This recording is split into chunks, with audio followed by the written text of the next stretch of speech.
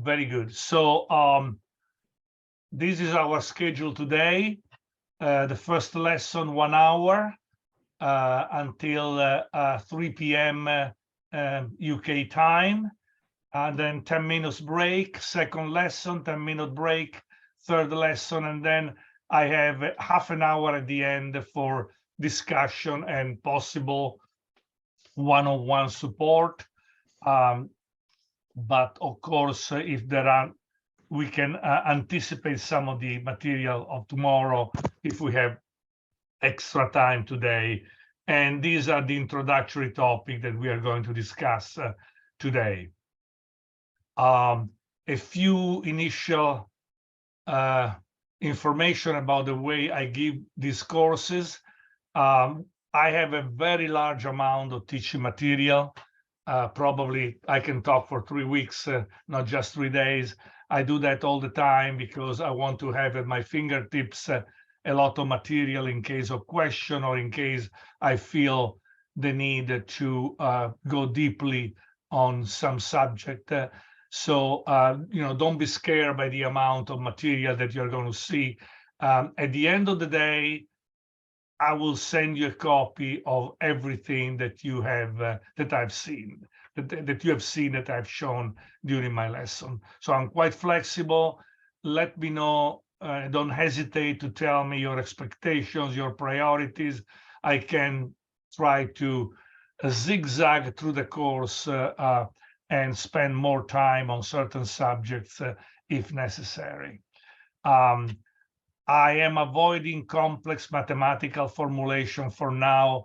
I believe that those of you who are interested and will continue to study air pollution modeling, you will have an opportunity later to understand better some of the key equations. At this point, for an introduction, you only need to understand well the methodologies, the inputs, the outputs, and what we are trying to do when we run air pollution models. We will focus on the local regional scale because this is where air pollution started with the main concern on human health. So the main concern was on concentration impacts that can cause adverse health effects. There will be some repetition. I believe they are useful to say something and then maybe a few hours later to restart the subject and make sure, at least for the most important issues, that you have understood the basic of my discussion. So if any of you want to tell me in advance or your expectation and priority, that's fine now to have a few minutes discussion. Otherwise, you can send me an email or you can wait till the end when there is a question time to elaborate. So it's up to you.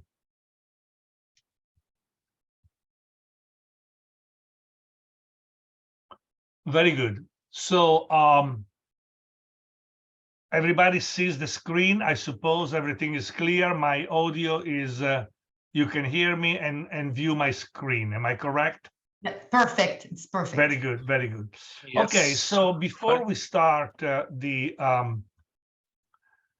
actual lesson, I want to tell you, this is my email. By the way, if you want to send me an email today or in the following days, I have 3 main activities. One is the EnviroComp Institute, which is a non-profit organization. The other one is the EnviroComp Consulting, which is a corporation for profit that I use to do my consulting work. Most of my consulting work these days is related to litigation, air pollution litigation.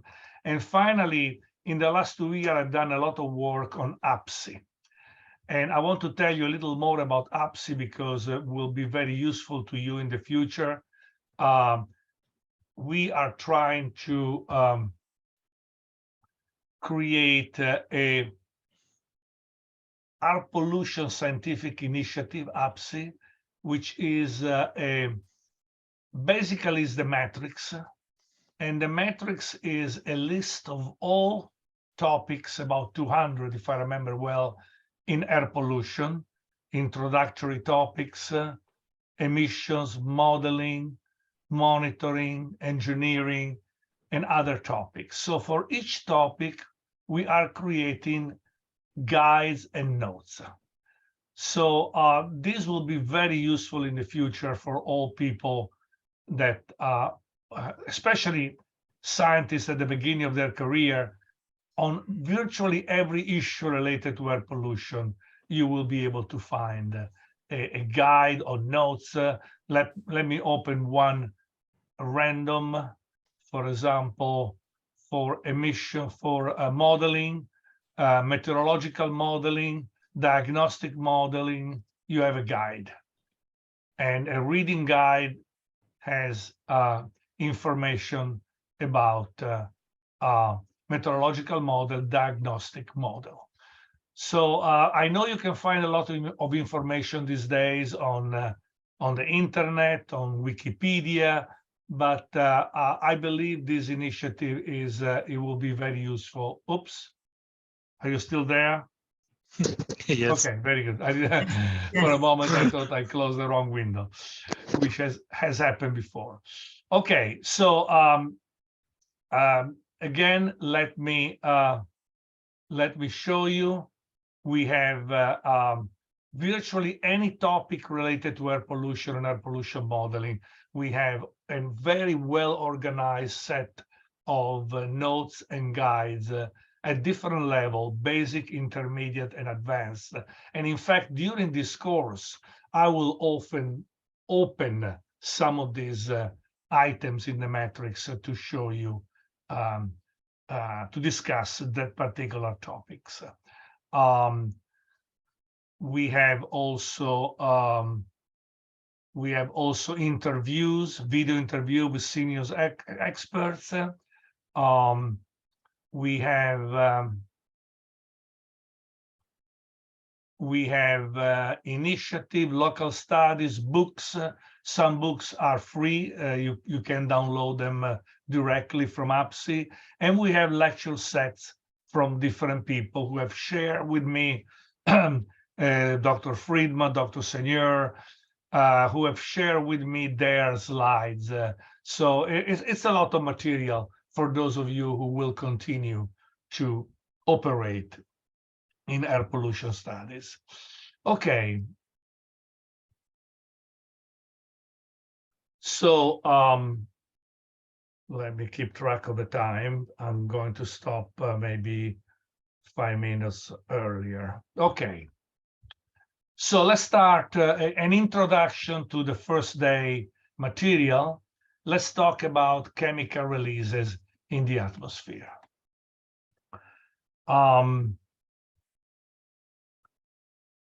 This is the topic of our course, the behavior of emission of chemicals into the atmosphere. So we are talking about transport, diffusion, and deposition. These are the three major phenomena in the atmosphere. And separately, we have chemical reaction. Chemical reaction can be very important for a certain chemical. For many others, we only care about transport, diffusion, and deposition, which is relatively simple. When you start introducing chemical reaction, things become a little bit more complex. And of course, computer models play a very important role in all these topics, especially for the simulation, what we call computer simulation. But of course, we have computer software to deal also with management, with databases, with decision making. So as you know, computers today play a role in everything we do. I think it's important to have the right terminology. And so, especially the first day, I will try to introduce you to the basic terms that we use in air pollution studies. In particular, we talk about anthropogenic releases that originate from human activities and natural releases, for example, volcanic eruptions. We can have planned emissions, planned releases that are regular industrial production activities. So we know it's regular. Every day we have those type of emission. And on the contrary, we can have unplanned or accidental releases, which need to be treated differently because for planned emission, of course, we know more or less the emission rates, but for accidental emissions, it's a different problem. We are dealing with the so-called criteria pollutants. These are the traditional chemical that we have known for a very long time, and we know the behavior, we know the emissions, we know the toxicology. They are called criteria because since the 60s or the 70s, we knew more or less everything we needed to know about this chemical. And then there are the new chemical that are called air toxics, for example, benzene. And these chemicals can be a problem at much lower concentration than the criteria pollutants. So it needs to be treated separately. Another important terminology is primary and secondary emission, very important. Primary emissions are the emissions of certain chemicals directly from the source. For example, you run your automobile, you burning gasoline, and you know that you will emit, for example, carbon monoxide, CO. These are primary emissions directly from the source. But there are also secondary emissions that are not emitted by anybody. These are chemicals created in the atmosphere by chemical or photochemical reactions of the primary emissions. For example, the most typical secondary chemical is ozone, O3. We cannot point the finger at anybody emitting ozone. Ozone is created by chemical reaction in the atmosphere. And finally, lifetime. Most pollutants, unfortunately, have a short lifetime. In a few hours or in a few days, they are removed from the atmosphere. There are chemical reactions transforming these pollutants into other chemicals. Fortunately, because otherwise they will accumulate. But there are other chemicals that have long lifetime and may accumulate, as you know, for example, carbon dioxide. Carbon dioxide was never considered as a pollutant in the past, but now, according to some definition, is considered a pollutant, not for health problems, but for global issues, climate issue. Okay.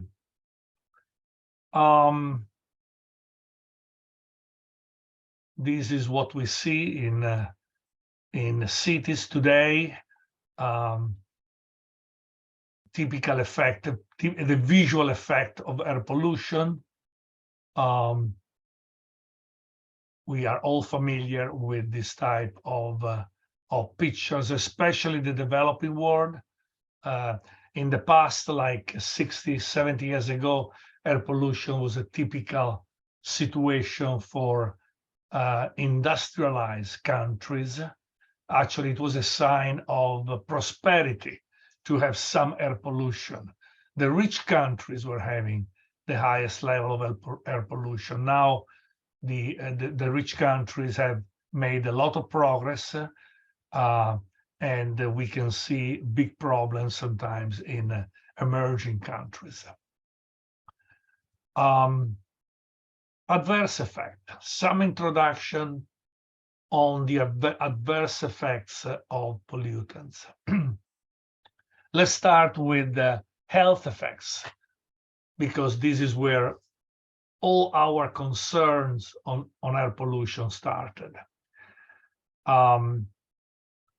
Let's start with this huge number. 2.4 million people die each year from causes directly attributable to air pollution, with a larger number indoor, which is something that we need to think about it. Because all the focus, well, not all, the majority of the focus of the media and the scientists and the people who work in this field is for outdoor pollution. But again, indoor can be a much larger problem and needs to be studied more, in my opinion.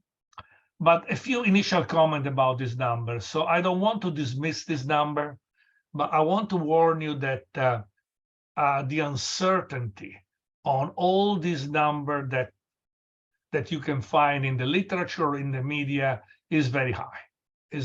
So you have to be careful.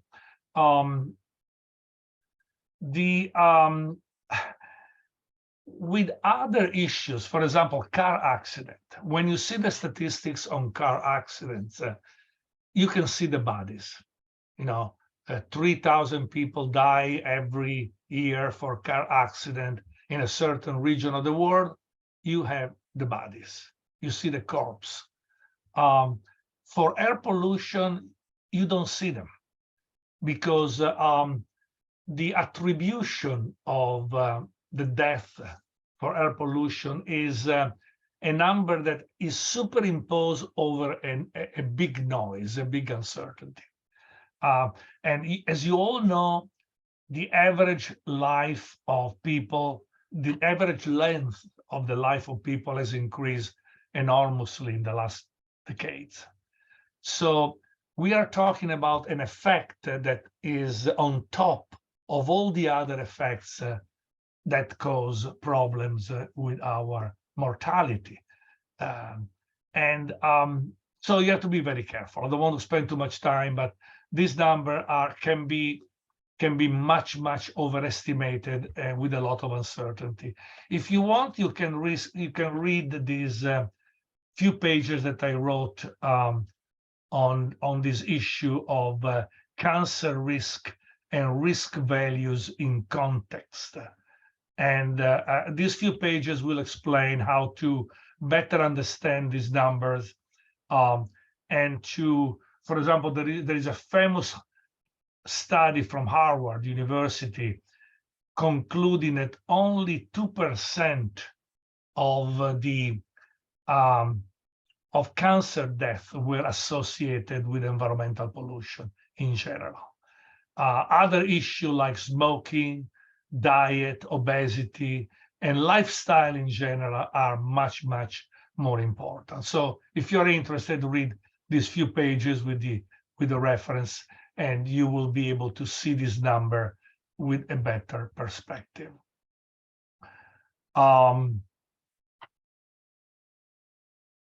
We talked about transport, diffusion, and deposition. These are the three major phenomena in the atmosphere, apart from the chemistry that is a complete different chapter. So pollutants are carried by the wind, diffused by atmospheric turbulence, and eventually deposited at the ground by dry and wet processes. So meteorologists, you can see immediately that meteorological parameters like wind, turbulence, temperature, pressure, relative humidity, meteorological parameters play an important role. And in fact, when you start a new project, a new air pollution project, the first step is to study the meteorology of your area, because that's how you start. Eventually, pollutants are removed from the atmosphere by deposition at the ground, deposition can be dry, I mean, in normal condition, or wet because of rain or snow or precipitation in general. So I believe there is a figure here summarizing, a plume from a stack, an industrial stack. There is an initial plume rise because the plume is hot, so it will have a vertical motion initially, and then a horizontal motion later according to the wind. And then there is a possible removal by rain. There is impaction of the plume in the ground. So these are a schematic of the basic phenomena in the atmosphere.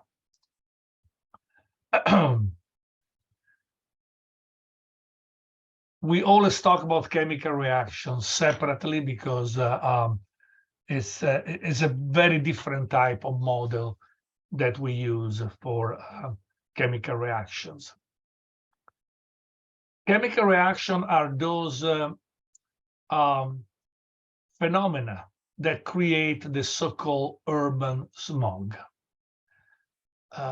Initially, air pollution was caused by industrial activities. If you look historically, for example, the famous London smog in the 1950s, that was industrial emission. At that time, the industry were very close to the city. People were living around, workers were living around the industry. You didn't have a commuting. You didn't have car and private transportation. So everything was there. City, industries, and emissions. So initially, the air pollution was basically industrial, but with the increased use of personal transportation, automobiles, a new type of smog was created, and it was we saw it for the first time in Los Angeles, because Los Angeles in California was the perfect location for generating this type of smog. And we will talk much more about this subject later. But basically, the urban smog is what we call photochemical smog.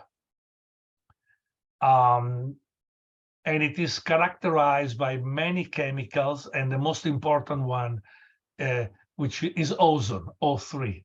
That's when you measure high level of ozone, typically that means that you are in the presence of photochemical smog. And so we talked about urban chemistry. Again, we'll talk more in details about this equation, but just to show the basic, so you have today an introduction. What is this urban photochemistry that started in the 1940s in Los Angeles and then spread all over the world? The key is the creation of ozone. And ozone is created when you have a single molecule of oxygen in the atmosphere. A single molecule of oxygen is very unstable, chemically unstable, and will tend to react with oxygen in the air. Oxygen in the atmosphere is in the form of O2, a molecule. So there will be a reaction creating ozone. So if you have chemical reaction creating a single molecule of oxygen, you have a high probability of creating ozone.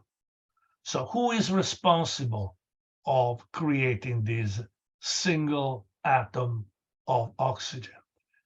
Basically is nitrogen dioxide, NO2, interacting with solar radiation and splitting the molecule of NO2 into NO nitrogen oxide and a single atom of oxygen.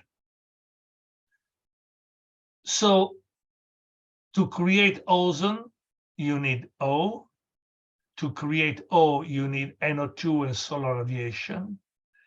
But most of our emissions in the atmosphere are not NO2. They are NO, nitrogen oxide. So, and this was the challenge. This is where scientists spent many, many years trying to understand. How is that possible that in certain conditions, all our emission, or a big fraction of our emission of NO, can be transformed into NO2?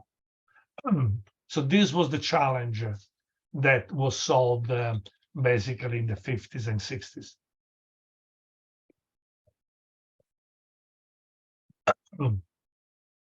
But conceptually, this is relatively simple. We have anthropogenic emission of NO. NO interacts with the solar radiation, creates an atom of oxygen, and you have a creation of ozone. So conceptually, this is relatively simple, but there are hundreds of chemical equations that are involved, and there are hundreds of chemicals, not just ozone, that are created in the urban photochemistry reactions. So it's quite complex. It took quite a long time to develop models that were handling all this type of chemistry. So we are talking here about the role of chemical reactions. So the first important role is the creation of urban smog, but the second important role, and this has been again, this is something that it took some time to understand, especially in the 60s and 70s. The chemical reaction that create secondary particulate matter. So we are not talking about gases like ozone or NO.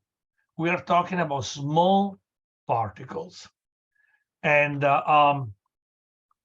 let me explain what these particles are, and then go back to the chemical reactions. The average human hair is about 60 micron.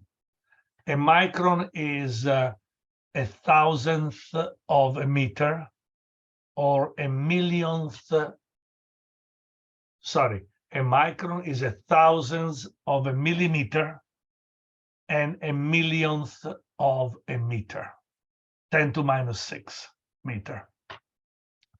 So a typical human hair is about 60 micron, and the particle that we are interested mostly in air pollution studies are PM10, so smaller than human hair, 10 micron, and PM2.5, two particles that are 2.5 micron. So these are solid particles. These are not gases, but they play a very important role in air pollution because they have properties different, of course, from the gases, and they can be inhaled, and they can deposit in our lungs, create irritation, and even create cancer. So we are talking now about solid particles, PM10 or PM2.5. This particle can be emitted by human activities. For example, every time you drive a car, even an electric car, the motion of the wheels on the road will create a resuspension of particulate matter that is deposited, dust that is deposited on the ground. So construction activities, emission from stacks, combustion, is not only gases that are a problem with air pollution. Particles, solid particles, are also important. And in particular, PM2.5 is of a major concern because the smaller particles are those that can be inhaled and retained by our lungs. So they are more likely to be retained in the body. So now that I explained to you the different gases and particles and the size, I anticipate to you that there are chemical reactions that create secondary PM2.5.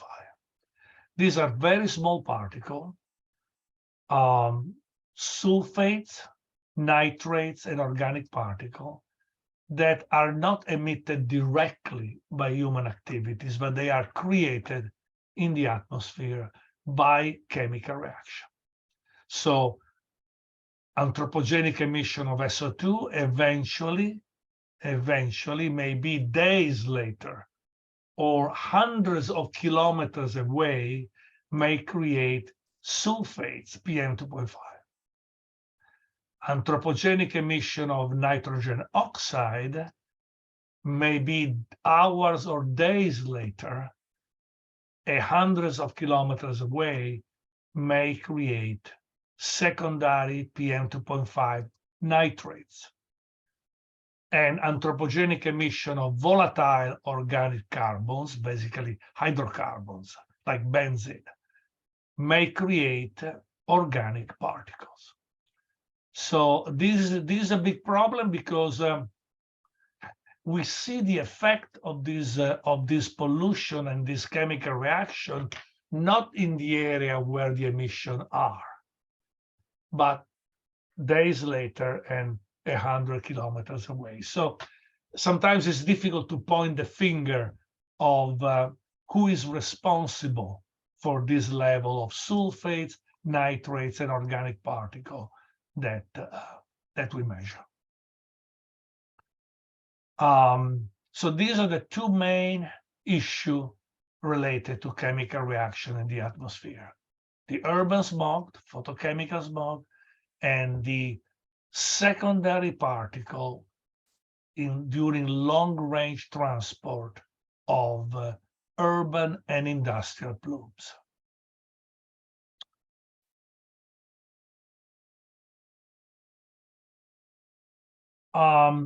Some more consideration on particulate matter. Particulates also have an effect on visibility, which may, it is an important issue, especially in areas that have a high value of for tourism or for national parks, the Grand Canyon, for example. I've studied a long time ago visibility in the Grand Canyon, and it's amazing how even a very small level of PM2.5, relative low pollution, a pollution that may not really be any problems in terms of health effects, but even a very small amount of air pollution of PM2.5 can cause a decrease in visibility of from 100 miles to 50 miles. And for some people, this is an important damage to their enjoyment of the national park. So this is an example of computer simulated visibility. These are not real pictures. These are pictures that have been modified by a computer program that simulate the impact of pollution on visibility. But they are quite realistic. You see these phenomena all the time. So under certain conditions, relative humidity is also very important. But in general, the higher the pollution of PM2.5 can be primary emissions or secondary particulate matter, is affecting the visibility. And sometimes in a way that can be you completely miss the mountains or the hills in the background. So this is a particular section of air pollution, the visibility studies. We have special visibility models that you can use to simulate not just the impact of air pollution, but the impact of air pollution on visibility. And I forgot to tell you at the beginning, but if you have something important that you want to interrupt and ask me a question, feel free to. Otherwise, I'll try to finish maybe at 6:55, so we 5 minutes earlier, so we can have time for questions or comments. Everything fine so far? You can hear me well? Yes, yes, yes. Very good. Everything fine. Very good. So just like I would like to point something. So it means that for like when we have like conditions of humidity very high, so the impact is very high. The impact of the visibility. Yeah. Relative humidity is one of the main components creating these problems. But of course, the main component for visibility impairment is PM 2.5. But the models, of course, that create these images also use relative humidity and other meteorological parameters as an input. So the combination of like these particles and relative humidity is a cocktail. It's a cocktail. It's a cocktail. Brava. Okay. Okay. A few words on diesel particulate emission, because this is a particularly dangerous portion of PM 2.5. I'm old enough to remember when in the 80s, diesel cars were presented as a better car for air pollution than gasoline cars. And today we are aware that this is not the case, and diesel emissions are really a problem. Not for the gases, but for the particles that are emitted by diesel car, and especially diesel truck. Diesel emission have soot, which is basically elemental carbon, and other form of organic carbon, small particles that are emitted in the atmosphere. And California was the first state in the world, I believe, that was able really to point the finger at diesel emission as extremely dangerous. This, I think, was the first time I saw this picture was in the 90s. The risk this was excess cancer per year in California, and they were able to show that, of course, indoor, especially environmental tobacco smoke, which is secondhand cigarette smoke, are very important for cancer risks, but also outdoor. Outdoor pollution was important for cancer risk. Mostly, actually, more than 50% of the outdoor cancer risk is caused by diesel particles. So this was the main study that initiated the fight against diesel, which is still going on all over the world. Even in Europe, I believe they passed new laws about restriction of diesel car. Because again, the studies show that in terms of excess cancer per year, diesel seem to play a major role. Okay.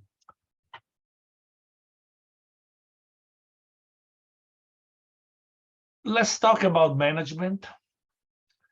Air pollution management is part of the activities of local governments at the state level or the federal level, depending on where you live. And the idea is to achieve predefined air quality goals. So at least in theory, we should not shoot in the dark when we deal with air pollution problem. We should proceed with a logic. And the logic should be to define reasonable, achievable air quality goals for the next year, the next 5 years, the next 10 years, and then work to achieve these goals. And this is what has happened in most countries. They establish the air quality goal typically by implementing air quality concentration levels that are not supposed to be exceeded, like concentration level for several chemicals that should not be exceeded. But of course, when they are exceeded, what do?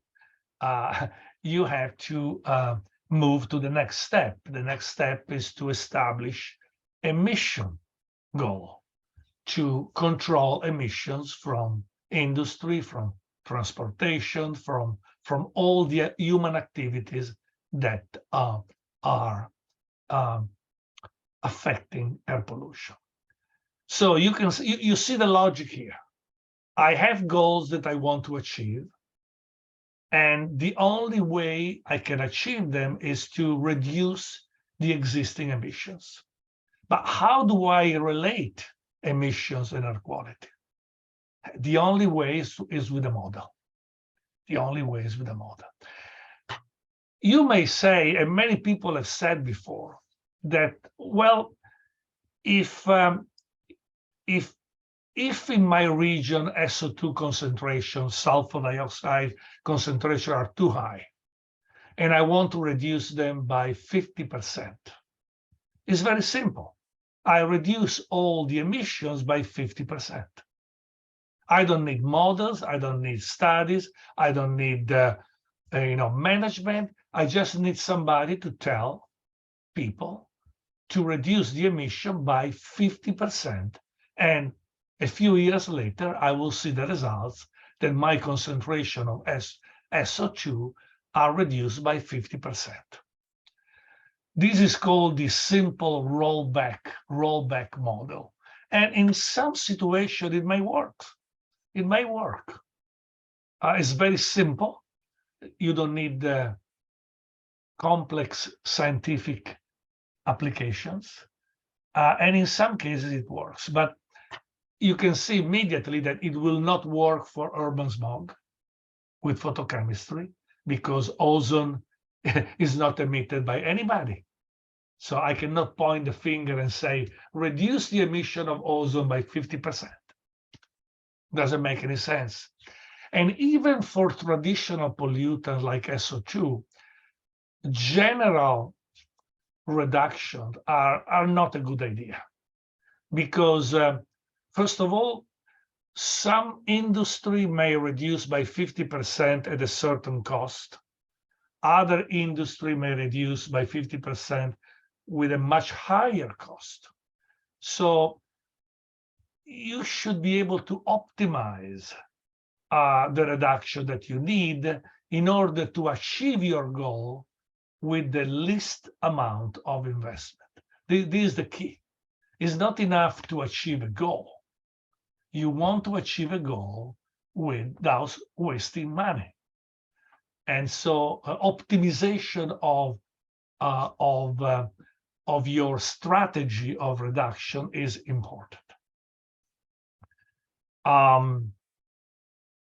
Okay, so this is generally about the management of air pollution. You have to be very careful. You're talking about billions of dollars. Every time you talk about emission reduction from industry or transportation, you're talking about billions of dollars that need to be spent by somebody to achieve this goal. So you have to be sure that what you do makes sense from a scientific point of view and is really the most cost-effective solution. Emergency. Well, emergency management is completely different from routine management. Emergency management, you are dealing with emergency preparedness and emergency response. These are the two key words. You want to be prepared for an emergency. What does it mean to be prepared? To know what could happen. You know, many times when you talk with the industry and you have done that to discuss modeling of emergency situation, they say it cannot happen.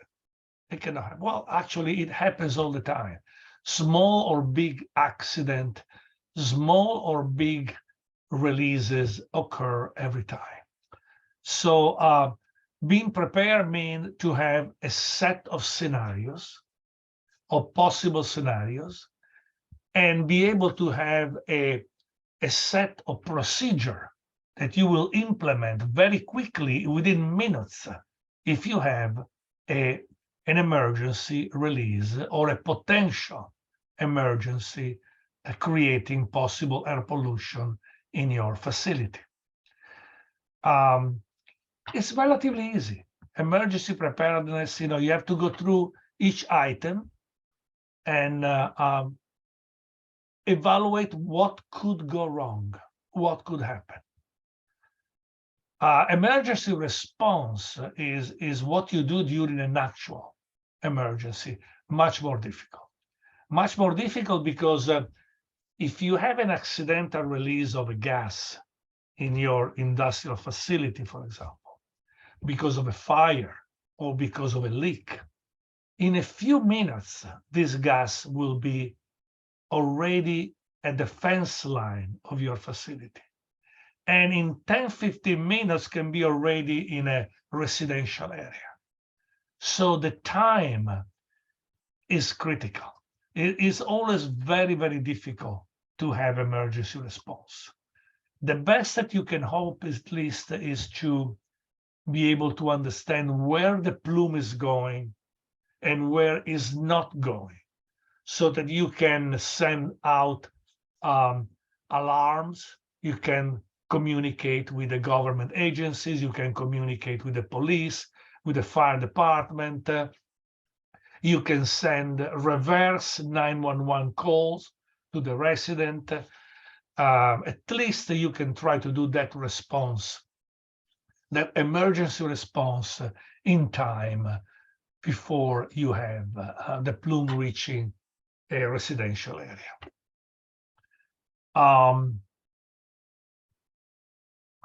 So we have talked about routine management, we have talked about emergency management, and then I'm not going to talk about the large-scale issues in this course, but of course we are all aware that there are problems that are beyond the border of each country. You know, we have transboundary pollution, for example, possibly from the United States to Canada, or from Canada to the United States, from Germany to Belgium. We have a possible nuclear accident, like I'm sure you have read about Chernobyl and Japan, and the fact that when you have a radioactive release, this release will travel all over the world. So we have global issues related to air pollution that we will not discuss in this course, but we are all aware of them. In all this discussion, computer modeling is the key tool. Because without computer, these days you cannot do anything. And in particular, in environmental sciences, and in particular in air pollution, sciences, the role of computer modeling is absolutely critical. And for example, and then I will stop in a couple of minutes, in the United States, we have a very well-defined and well-structured air quality management approach at the federal level by the US environmental protection agencies. And I will say a few words in the next hour about this. In Europe too, maybe in Europe is more bureaucratic than in the United States, but they are all at the country level, a European level, we have a well-defined air quality management approach, all computer-based. Okay, it's 6:53 UK time, so I think this is a good time to stop. And our first lesson ends at 7.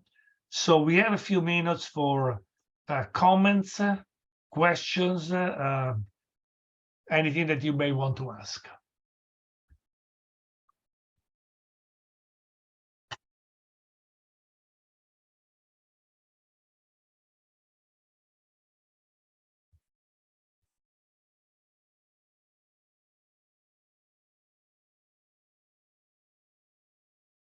Well, everything was clear. I'm happy to hear that. So maybe I can go ahead another 5 minutes before we stop. So let me show you the most important results of all the efforts that have been made in the United States to manage air quality. And the most important results are the measurements. If we look at the measurement starting, the real measurement started in the 70s, but and of course they continue today, but the period between 1980 and 2009 is the most critical period where we have achieved the maximum benefits, the maximum improvement. Let's start with SO2. SO2 is sulfur dioxide is the measure all over the United States. And this has been the national trend in the United States. These are the range of measurements, the blue area from 1980 to 2009. These are the concentration in ppm part per million, and 0.03 is the national standard for annual averages. So you can see that especially in this century, the measurement has been quite low, all over the United States. So SO2 is not a problem anymore, with a few exceptions in the United States. SO2 was considered, is the first chemical that was studied in the past. I remember my very first air pollution studies in the city of Venice in the 70s, in 1970s. SO2 was the key chemical that was measured and simulated to address air quality problems in northern Italy. And the value was quite high because the city of Venice was 3 miles from Marghera, which is still today one of the largest industrial areas in Europe. So let's go back to the United States. PM10, particles smaller than 10 microns in the United States. Maximum 24-hour average, 300 sites in the United States. We can see that, yeah, there is PM10 pollution, but is below the national standard. So again, this is and the trend is negative. The concentration has been declining and continue to decline. So again, PM10 is a success story. NO2, nitrogen dioxide. Again, in the United States, a very good trend and mostly below the national standards. The national standards, of course, are those reference level established by the EPA that they should not be exceeded. Carbon monoxide, a very good success story, mostly because of the use of unleaded gasoline in car and the use of catalytic converters to reduce the carbon monoxide emissions from car. So this is a very, very success story. Lead, even better. Of course, they changed the national standard. The national standard used to be quite high. Now it's very low. So you can say this is not a success story because the level are still exceeding the national standard. Well, yes, but the national standard was really reduced enormously in the last few years. So I think it's still a success story for lead. And ozone, you can see, is still a problem.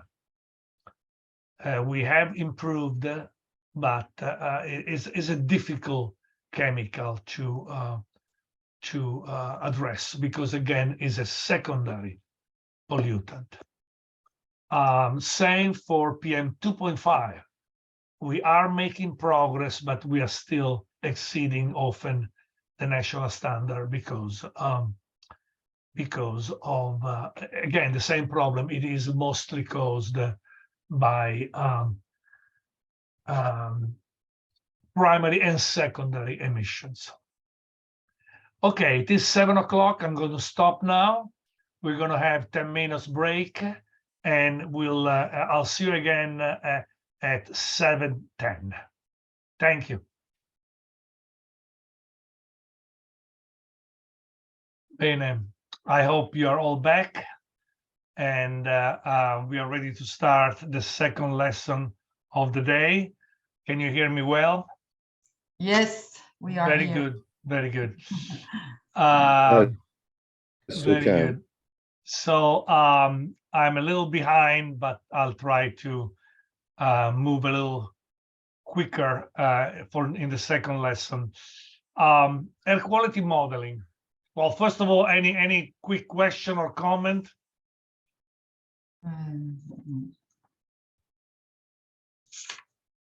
Very good. Air quality modeling is the mathematical simulation or prediction of ambient concentrations or depositions of air pollution based on certain initial conditions and certain choices of inputs that the user of the model has created.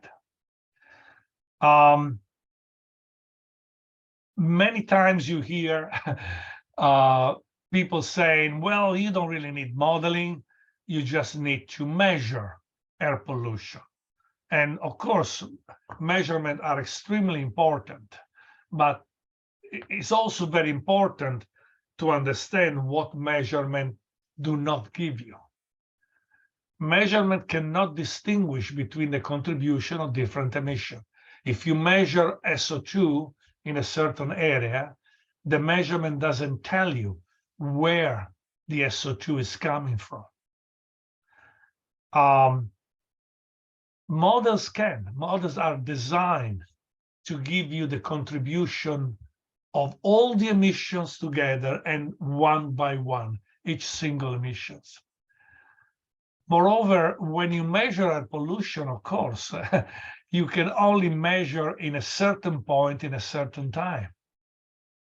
Model give you concentration forecast in the past, the present, and the future. You cannot take measurement in the past.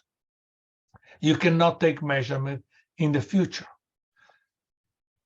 Measurement are just, it's like taking the temperature of a person that is sick. It's very important to take the temperature, but it doesn't tell you why the person is sick. So only with modeling analysis and modeling runs, you can understand the situation and establish a deterministic relationship between cause and effect. The cause are the emissions, the effects are the concentrations. So let's not get trapped into this confrontation between people taking measurement and people making modeling. We need both. A typical air pollution modeling scheme is the following. We have inputs, basically emissions and meteorology, and we have outputs, basically concentrations. So an air model is a model, for example, that calculates hourly simulations. Every hour, the model is using the inputs, emission and meteorology, to calculate the outputs, concentration in every point of our area of interest. This is what the model does.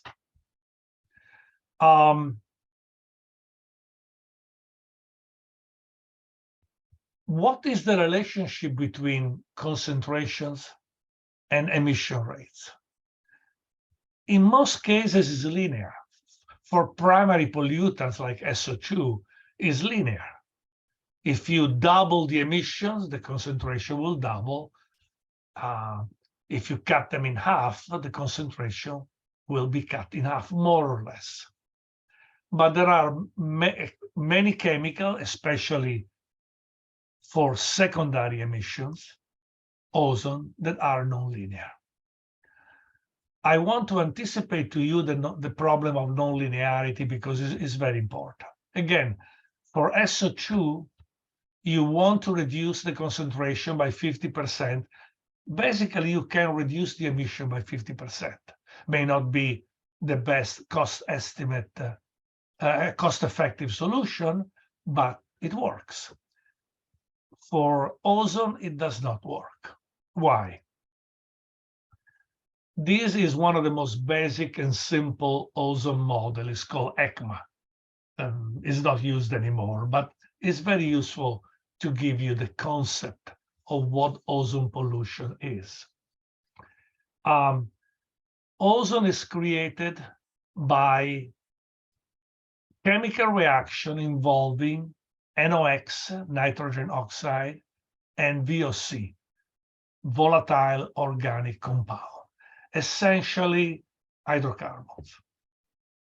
So let's have VOC along X, and let's have NOx along Y.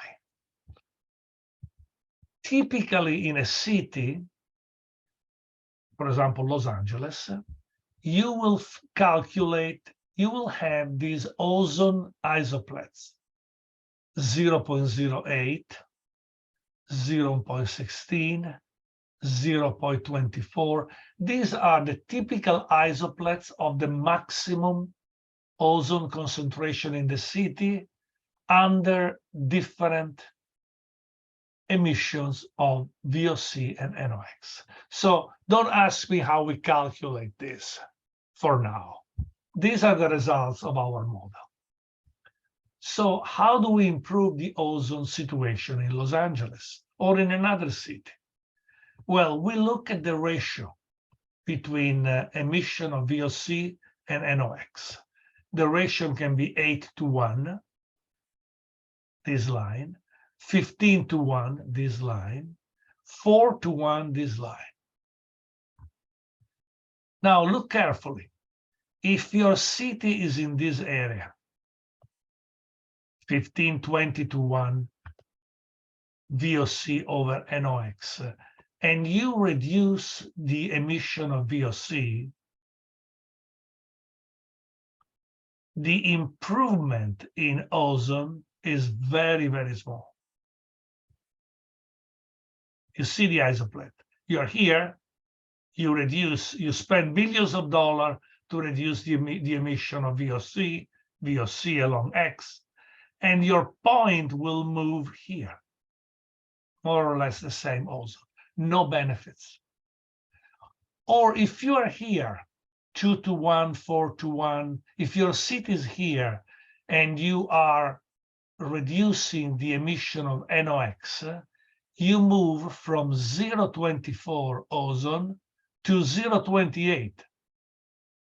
You have spent billions of dollars and you have increased the ozone in your area. So not only wasted money, but worked in the opposite direction. This is what we mean when we talked about nonlinearity. It's not that simple. Just to reduce the emission is not that simple. You need to find the best combination of reduction of VOC and NOx to be able to improve your situation and have positive effects on ozone. This is the challenge of the nonlinearity in urban areas. That's why we need sophisticated photochemical models to give us answer on how to spend our money.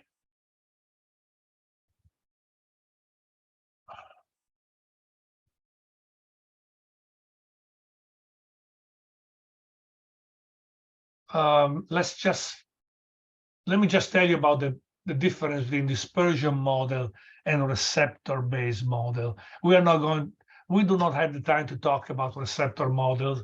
They are not frequently used. They may be useful sometimes, but most of the time people run dispersion model. Dispersion models simulate all the physics of our phenomena. Transport, diffusion, deposition, chemical reaction, everything is simulated by the model from the emissions to the concentration. Receptor models are statistical models, and they focus on particulate matter, and they only use ambient measurements to determine the sources. So receptor-based models are models that just use the measurements. So you have a set of measurement of particulate matter in an area, in your region, and you send the measurement to the lab. The lab will tell you all the chemicals contained in your measurement, all the metals, cadmium, iron,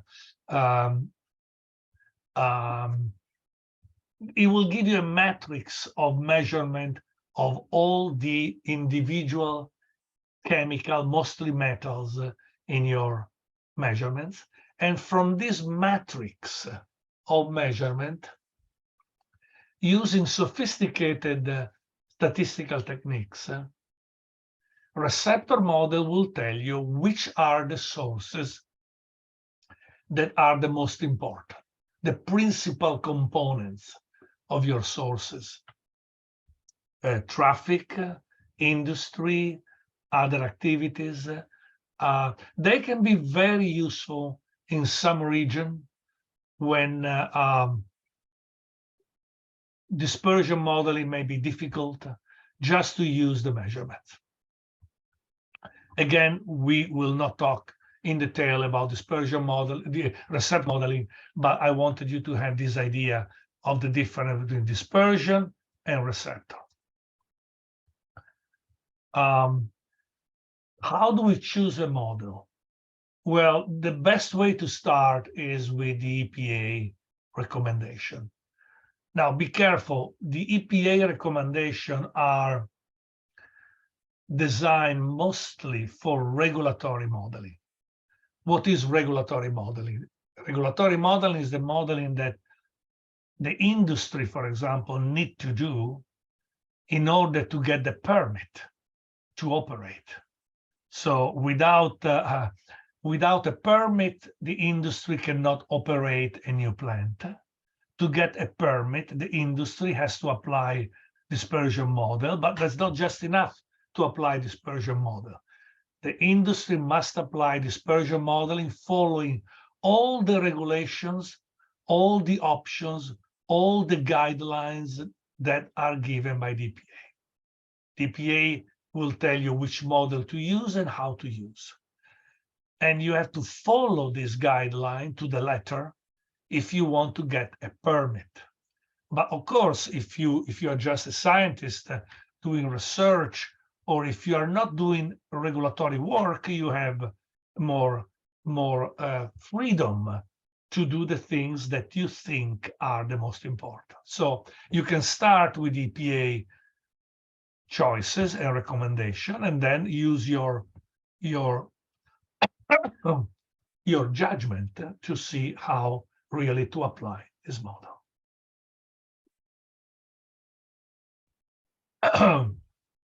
For dispersion modeling,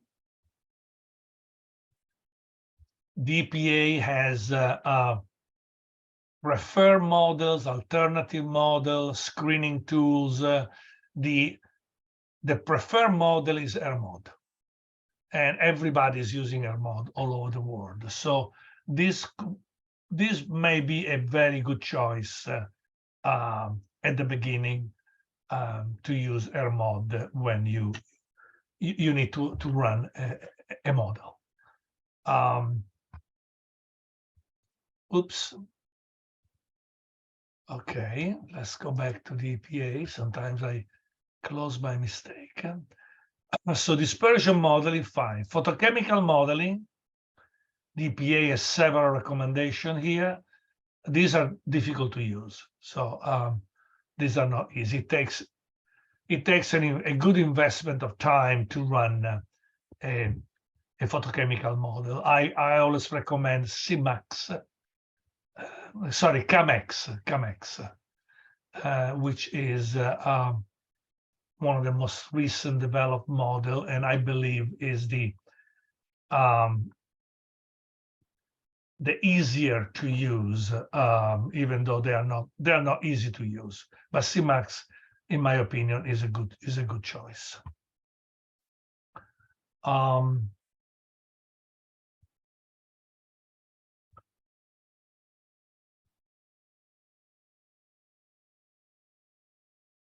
If you want to continue to develop your skills on air pollution modeling, there are several online courses that you can join. In particular, there are two companies, Lakes Environmental and Trinity Consultants, that gives very good courses that are different from mine. I'm giving to you an introduction to air pollution modeling, terminology, basic information. Then if you really want to use one particular piece of software, like ERMOD, my suggestion is to take a course, for example, from WebLakes, from Lakes Environmental, Lake Software. They have very nice courses all over the world, and they teach you how to use ERMOD or CalPath. So they are designed specifically for one piece of software. This can be your next step for some of you.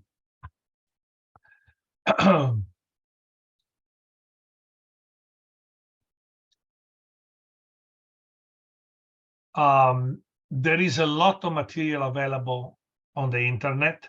In particular, I already show you APSI, these metrics that we have created with all, for each topic, there are guides, there are notes, and at the bottom, there are lecture sets, my lessons, some of my lessons of other people, there are videos, there are links. There is a lot of useful information here that you can use to continue your learning about air pollution and air pollution modeling. A few words about emergencies. I already told you the most important one, emergency preparedness, preparation of what-if scenarios. and training of the industrial people on how to face this scenario. Emergency response is possible, but very, very difficult. Very difficult. In a few minutes, the plume will be already in the maybe close to residential area. Is very difficult to have an effective response, but at least we can try. At least we can try to send warning to the population in case of toxic releases. What it is interesting, and that's what I do all the time, is accident reconstruction. Many times after a week or a month or a year after an accident, I receive a call from people that ask me to reconstruct the accident. Reconstruct the accident means to calculate the emission rate during the accident, the duration, what happened, which chemical were releases, where did they go, where they did not go. Sometimes it's even more important to determine where the plume did not go than where the plume went. Many of these accident reconstruction are related to litigation projects.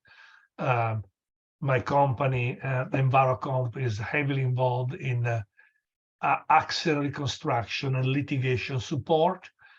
I am contacted by attorneys representing the industry or representing plaintiffs, the population, suing each other, and I always try to do the best work I can to do accident reconstruction. This can be done years after the accident.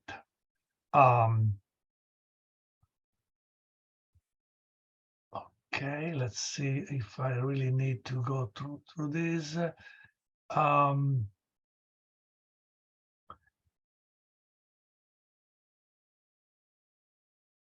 Let me just introduce you that there are three main types of modeling application based on how you describe the emission.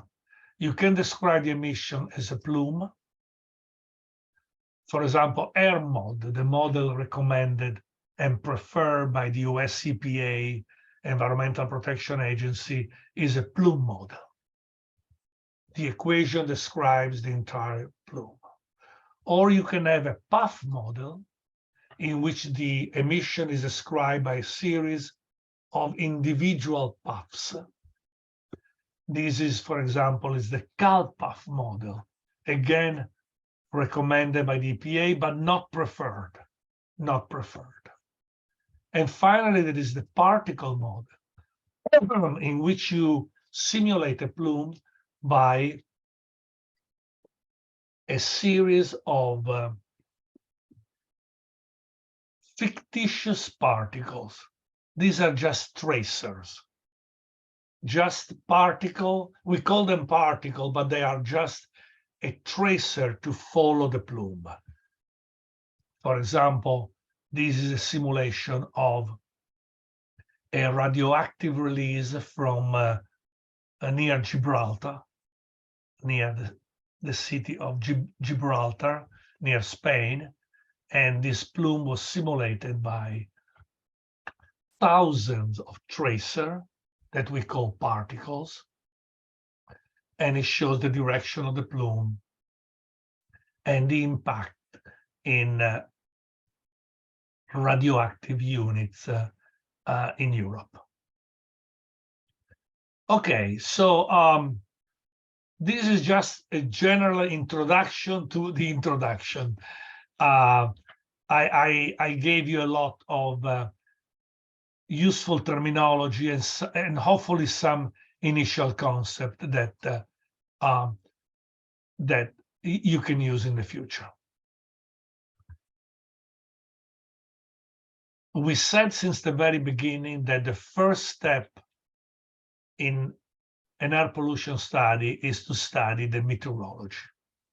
The meteorology is important because all the dynamics of the plume transport, diffusion, deposition, and even the chemistry is affected by meteorological parameters. So it is always a good idea to start with some meteorological analysis.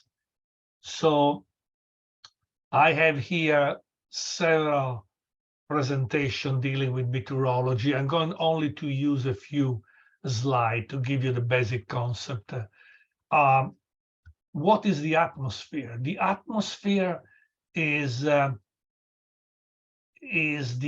basically oxygen and nitrogen and other trace gases in the first 500 kilometers of the atmosphere. So starting from the surface of the Earth, you go up 500 kilometers, and that is where the atmosphere can be found. However, 50% of the mass of the atmosphere is in the lowest 5 kilometers.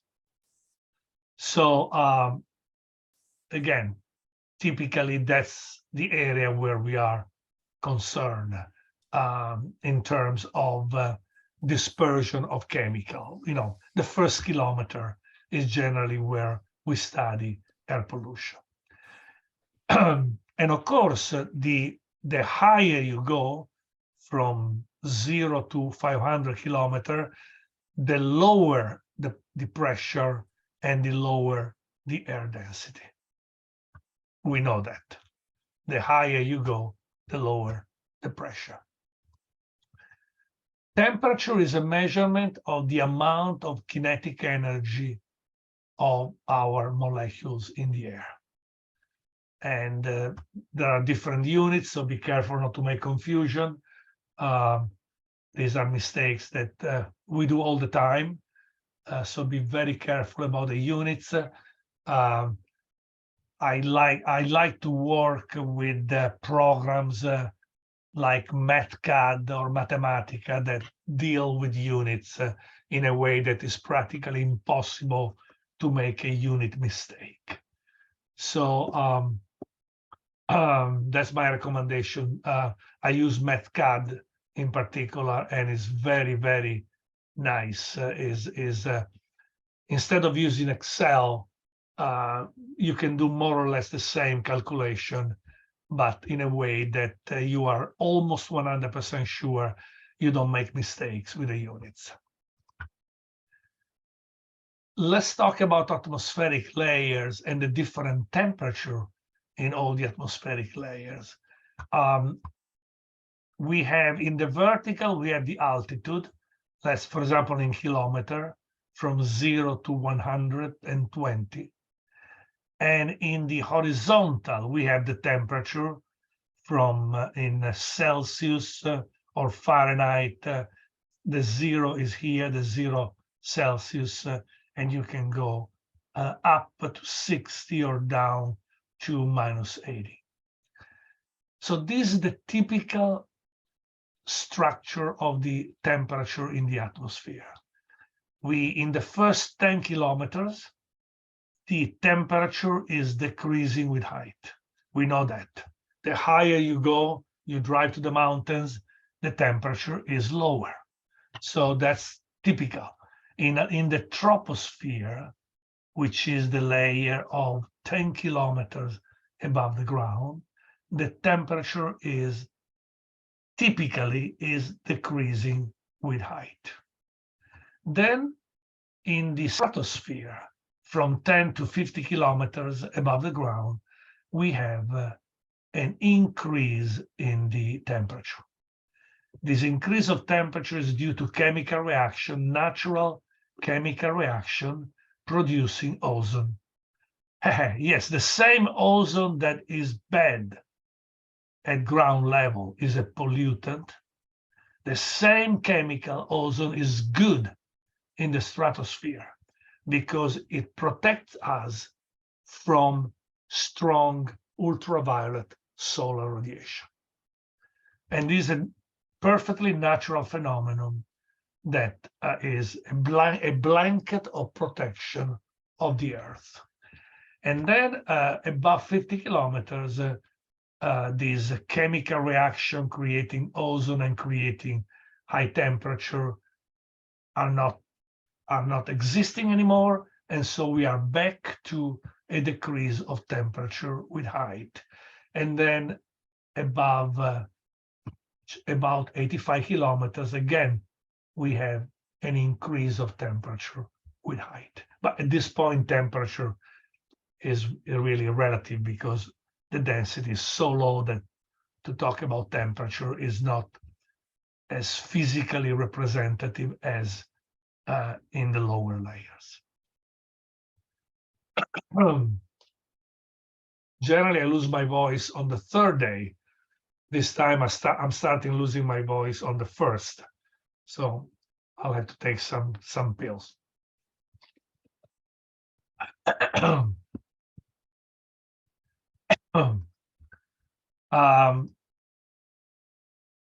What is the composition of the atmosphere? I'm sure most of you already know.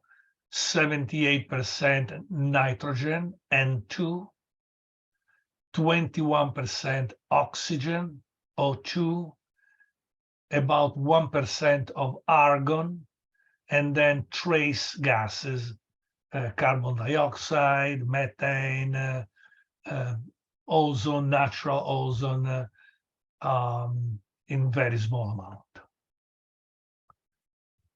Of course, this is the dry air. The dry air has this composition, but there can be water in the gas phase. Water in the gas phase may vary from 1 to 4%. So it's quite, can be a relatively high amount of water gas. It cannot be more than 4%, otherwise it will condensate.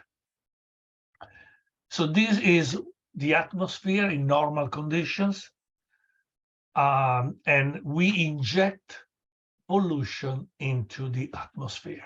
So we modify by our injection the composition of the atmosphere.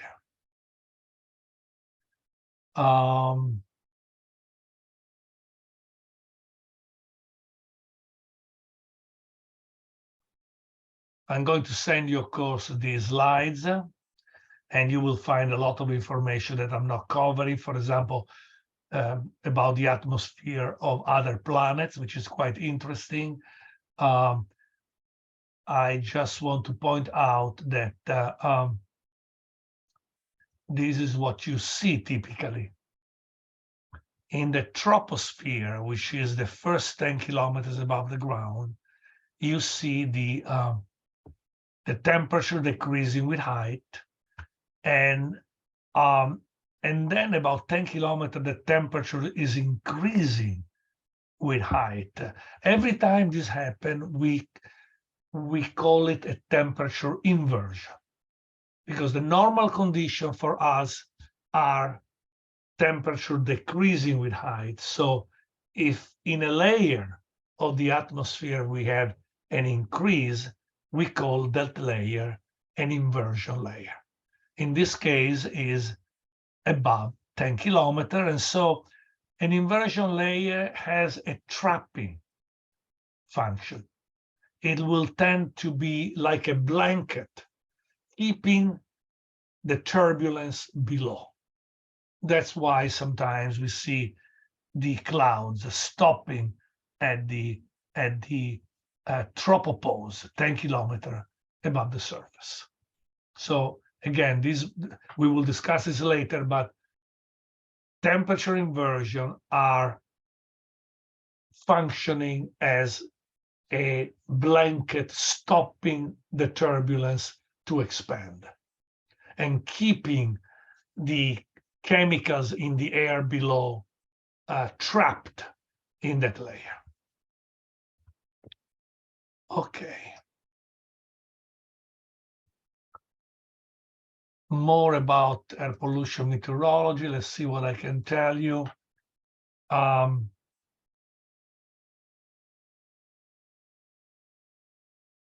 This is just an image showing that a plume is emitted by an industrial stack. And these are all the meteorological phenomena that may affect our plume: transport, chemical reaction, dilution, mixing, precipitation, rain, long-range transport. So the plume is injected into an environment which is very active, very alive. So the plume will be affected by different phenomena that can be simulated by different equations. That's what modeling is all about.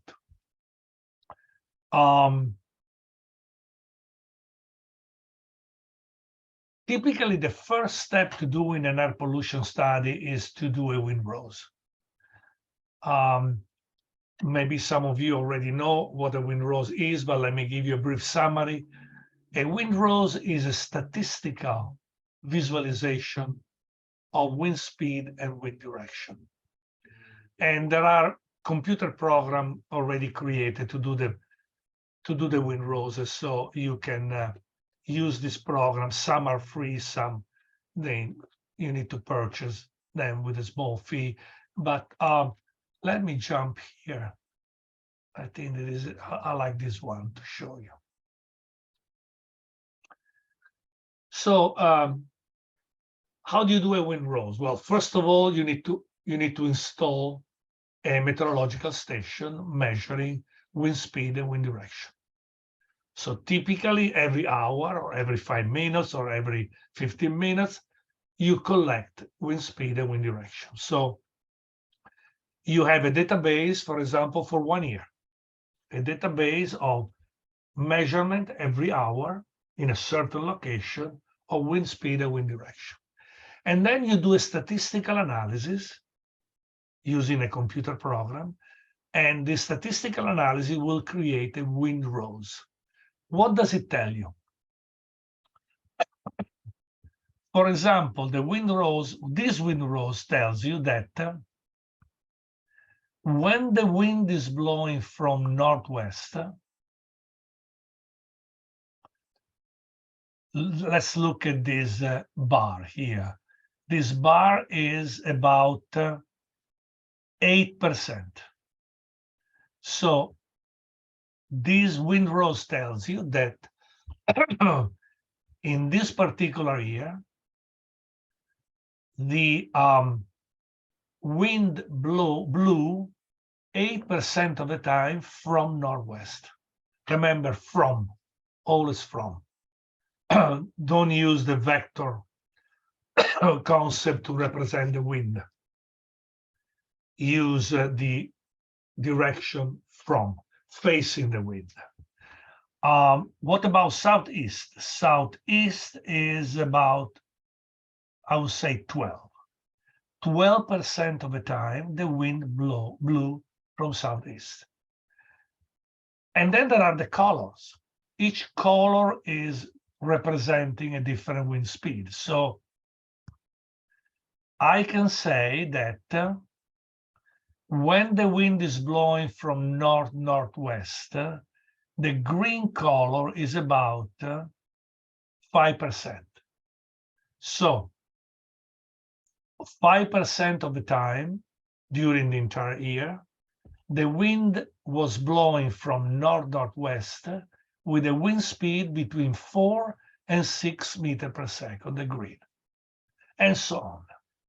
So you can see when you collect meteorological data and you have a database, you can run a windrose program, and then the results are a good, nice visualization of the statistical behavior of the wind in terms of wind speed and wind direction. So in this case, if most of the pollution comes from northeast, you are lucky, because the wind frequency from northeast are very low. But if most of your pollution comes from southeast, you are unlucky, because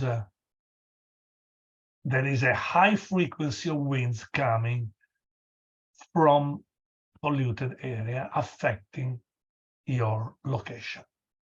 So the windrows gives you an initial estimate of the potential degree of air pollution that you may receive from different directions.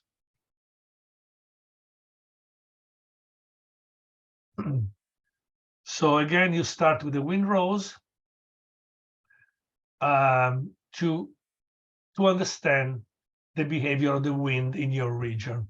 Other important phenomena, well, high pressure and low pressure is important because when you have low pressure in a region, you have rising air. And when you have high pressure, you have sinking air. Sinking air is a problem because it creates an elevated inversion.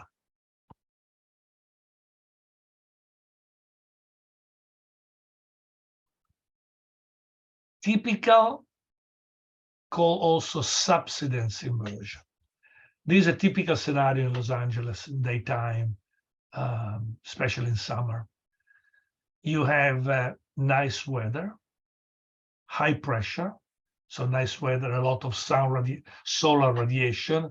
So you remember, to do the photochemical reaction, you need strong solar radiation. So high pressure, strong solar radiation, sinking air. Sinking air is creating an elevated inversion layer. So typically the temperature here, altitude in the vertical and temperature in the horizontal for the red curve, typically you have temperature decreasing with height.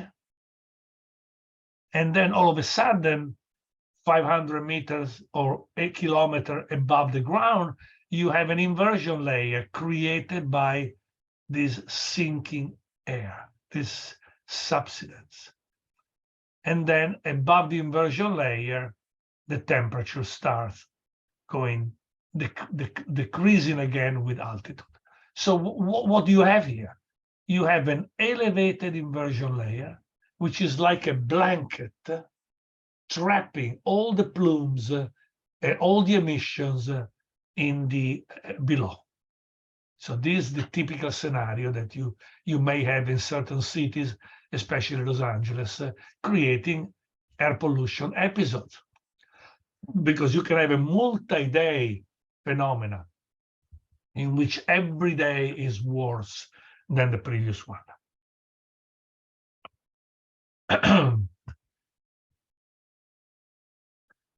Okay, so temperature and the vertical structure of temperature is very important in air pollution because of this phenomena, the daytime elevated inversion layer.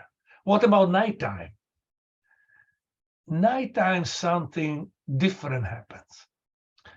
At nighttime, typically, not always, but typically, at nighttime, the ground cools down faster than the air. So what do you have at nighttime? You have a ground-based inversion. So the temperature is increasing with height, which is an inversion by definition, but is ground-based, is not elevated like here. The inversion starts at the ground or very close to the ground. So that's another scenario. That's why air pollution can be quite different after sunset. Nighttime dynamics of the atmosphere can be very much different from the daytime because of this ground-based temperature inversion. How do you measure the temperature inversion? Well, you must have sensors at different heights. So that's why we like meteorological towers. We like meteorological tower that can measure temperature at ground level, 50 meter, 100 meter, 150 meter, and so on as much as you can.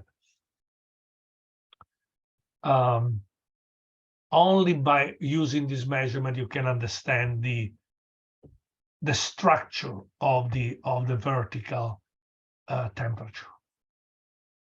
And the effects on diffusion, the effects on turbulence are very, very important. Okay. I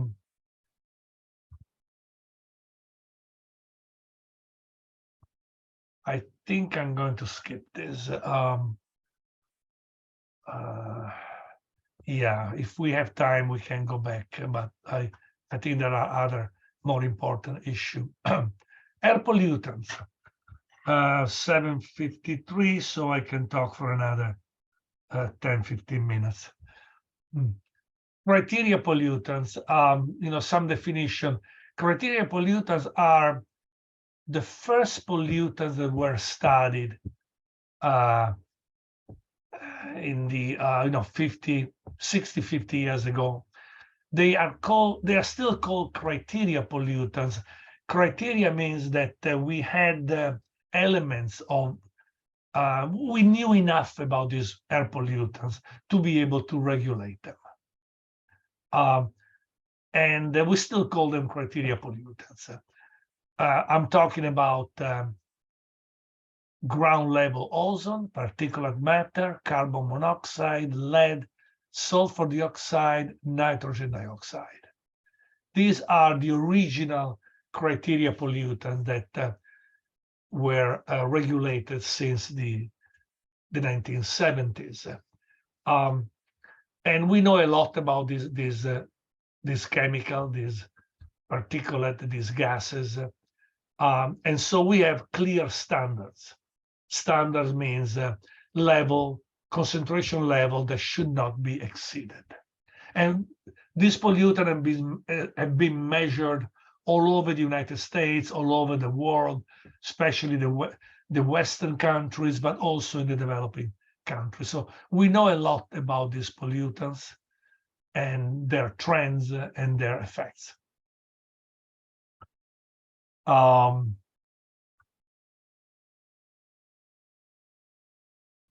then we have another set of air pollutants that are called hazardous because they may explode, for example, or air toxics.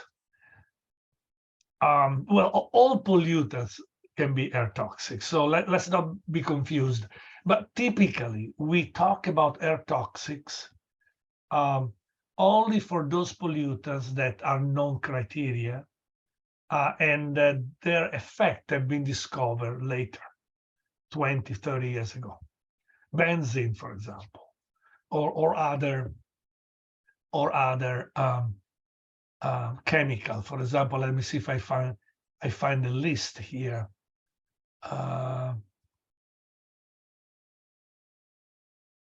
There are 187 hazardous air pollutants. There are 30 urban air toxics identified by the EPA. Dioxin, ethylene oxide, formaldehyde, lead compounds. There are long lists, and different countries have different lists. Even in the United States, different states have different lists. For example, California has always been a vanguard state in terms of air pollution. They initiated activities, regulatory activities and studies before other states, and often federal regulations have imitated government California regulations. So, for example, for air toxics, we have this website from the California Air Resources Board, which I find very, very well done. And there is a list of the substances: benzene, hexavalent chromium, the so-called chromium-6, asbestos, some metals like cadmium, vinyl chloride, inorganic arsenic, and so on, including also environmental tobacco smoke, which is the smoke that smoker create in your indoor environment. So if you smoke, consider stopping. And if you work with smoker still today, I suggest you tell them to smoke outside. Environmental tobacco smoke is air toxic, extremely annoying, and should not be present indoor. Okay, so air toxics are all those substances that have been added to our list of concern in the last 40 years after we started with the criteria pollutants. Okay.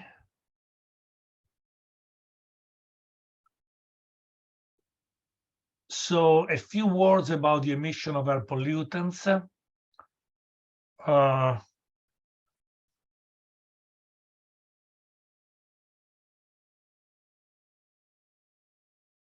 Let's see, I can start talking in 5 minutes about this.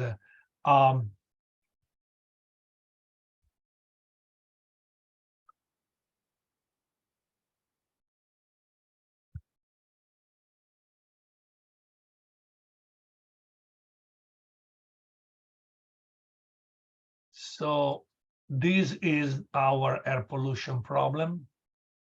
Number one, determine the emissions, identify the sources and determine the emission, calculate the emission rate from each source, calculate if the emissions are constant 24/7 or if they are variable, daytime, nighttime, summer, winter.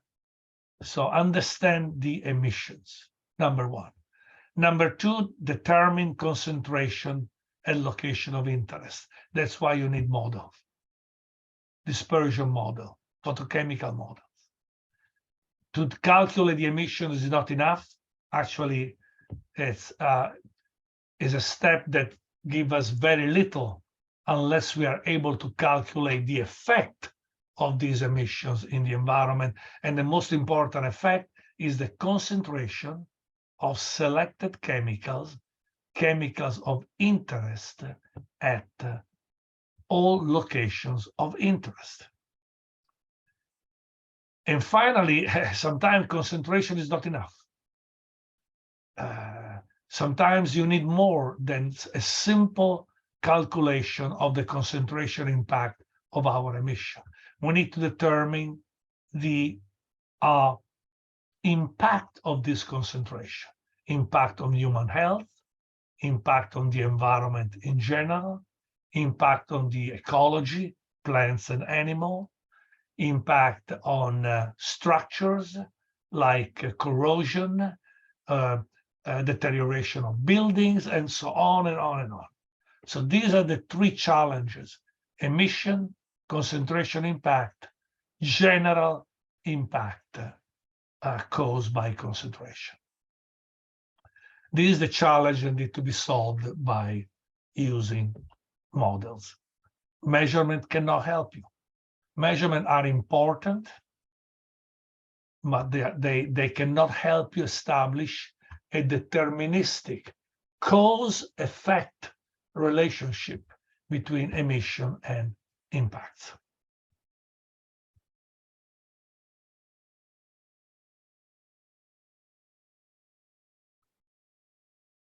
And there are many emission processes, many. The most important one are combustion.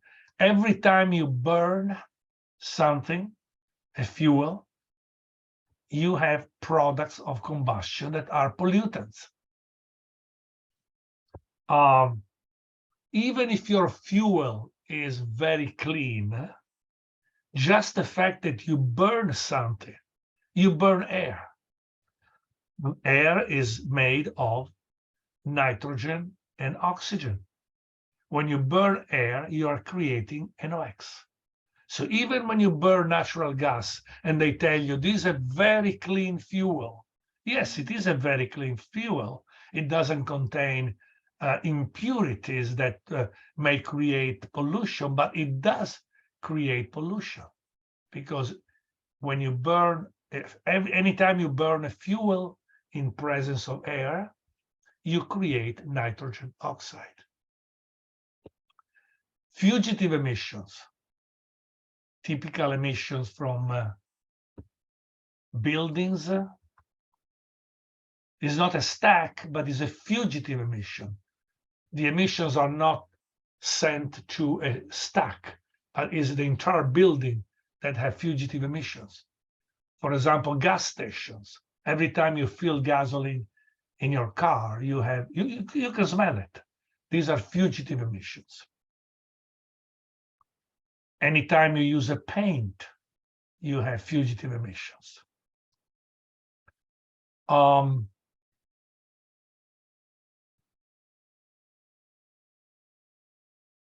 Evaporative emissions from evaporation, dust. Every time you have construction, or every time you move something, you create dust. And natural emission like wildfire, well, natural or man-made, it depends. So these are the 5 major emission processes, and we will continue next hour talking about this. So I will stop here. It is 8:04 California time. We have 5 minutes for questions or comments if you want, or I can continue for another 5 minutes. And any question or comment?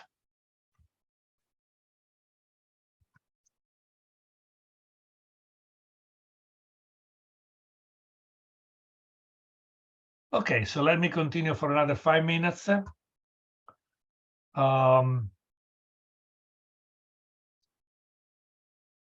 Yeah, a little more about combustion, because really combustion is perhaps the most important factor in generating air pollution.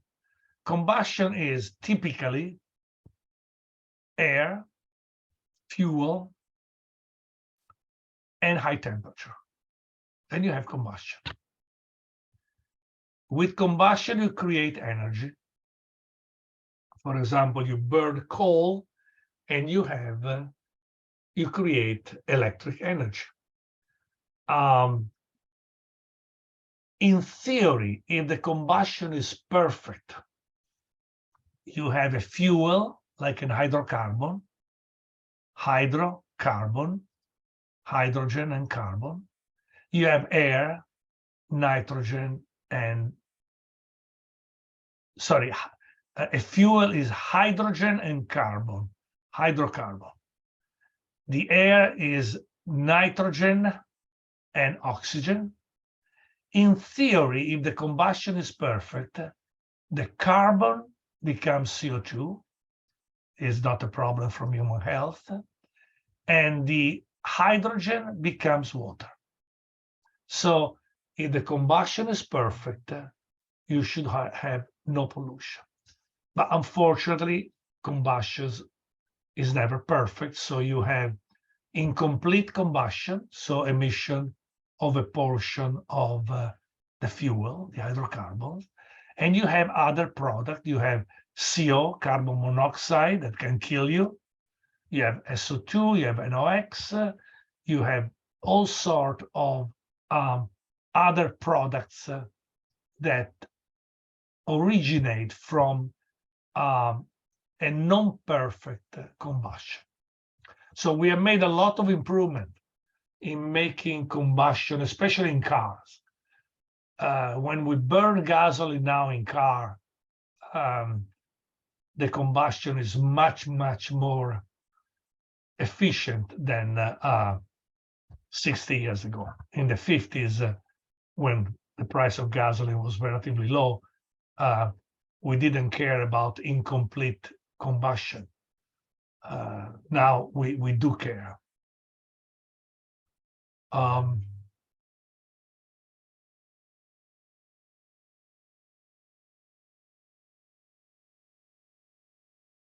So there is more here, but I'm going to send you this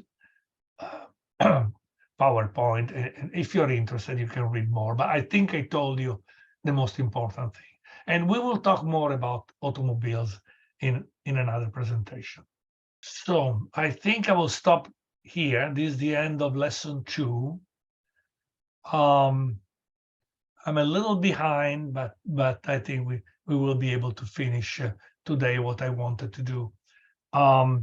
So it is 8:09 California time. So let's start again in 10 minutes. Thank you. Well, hello again. I hope everybody is following, and basically, I hope that's what you expected from this course, an introduction to air pollution and air pollution modeling. If there are comments or some changes or some suggestions, let me know.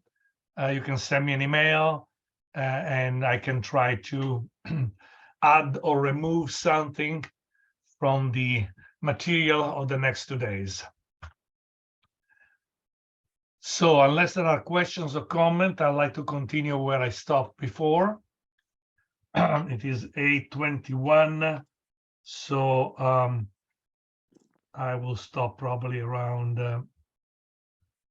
29:20, 9:15 California time.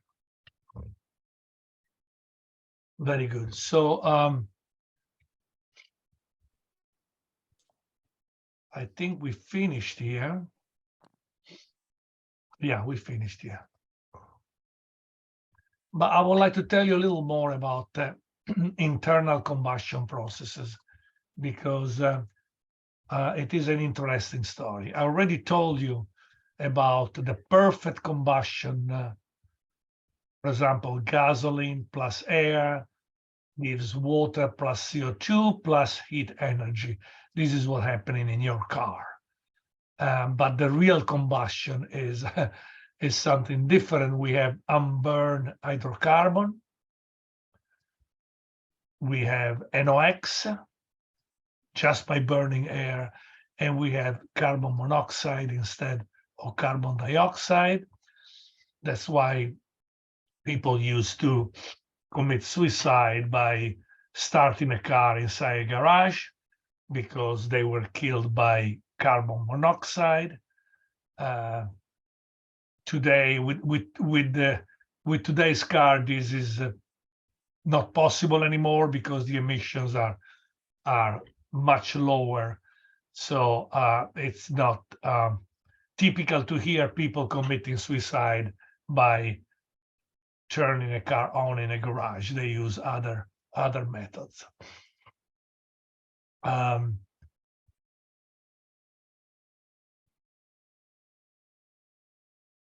I just want to say a few words about the incredible results that we had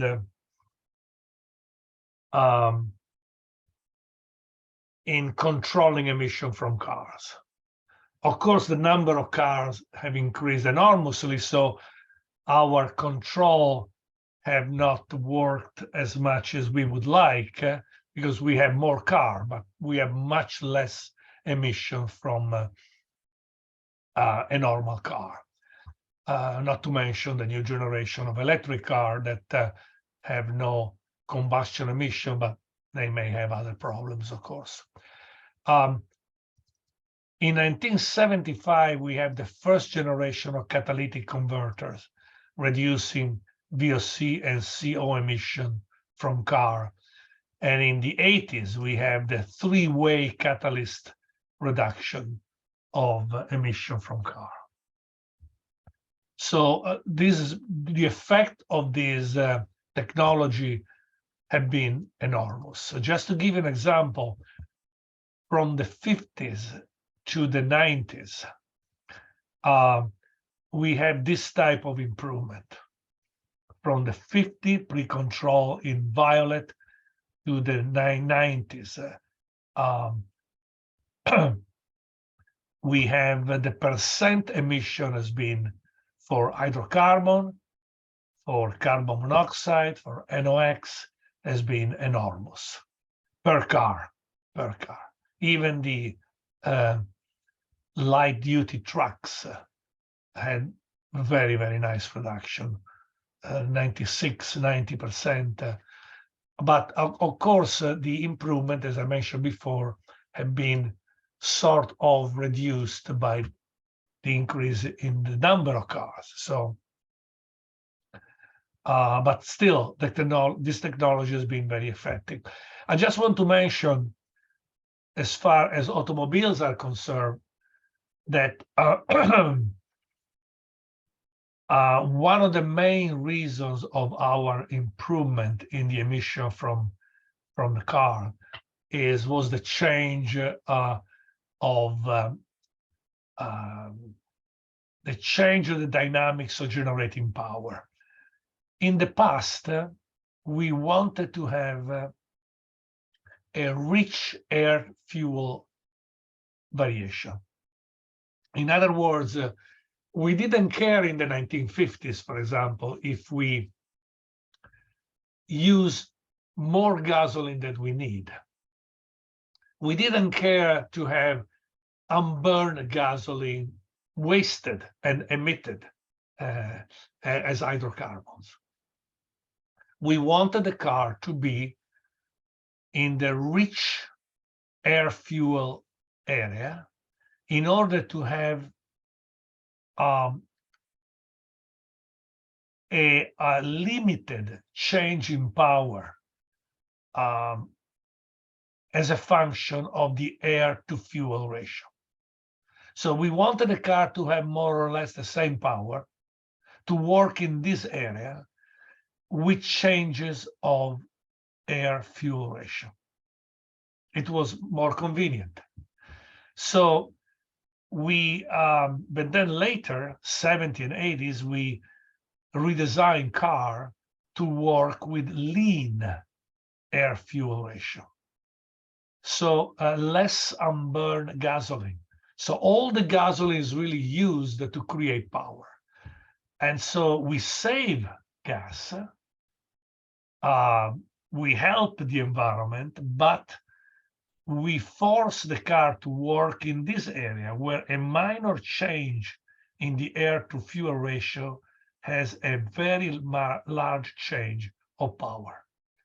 So that was not easy to make the car work here instead of here. So this was the big technology development. That's why cars today have computer. Everything is checked, computerized, and optimized.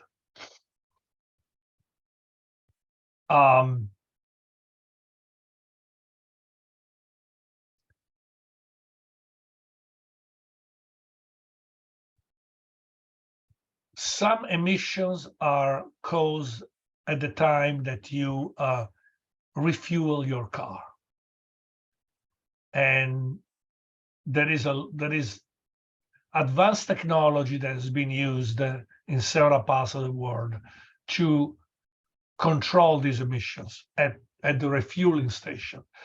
I don't think we need to spend time here. I just want you to be aware that this is a major issue in terms of emission control. And so I include this presentation that some of you may examine just to make you aware of this issue that we face all the time when we refuel our car, and is really contributing to a lot of emissions, much more than we thought 50 years ago. Another interesting issue is dry cleaning. Interesting because just to show you that sometimes major emissions may not be caused by what we think are the major sources, but there can be minor activity, dry cleaning, that can be a problem.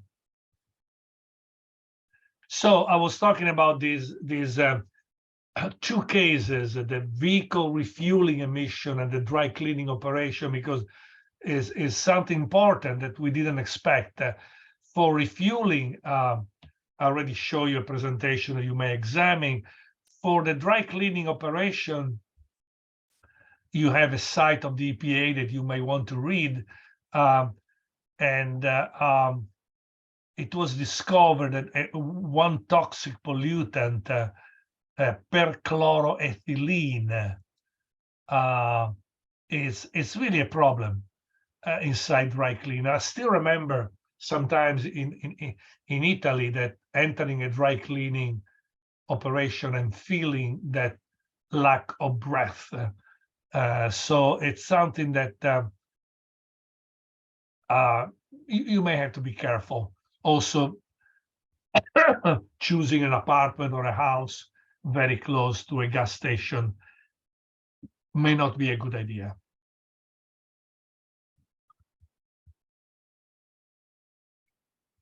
Natural emissions.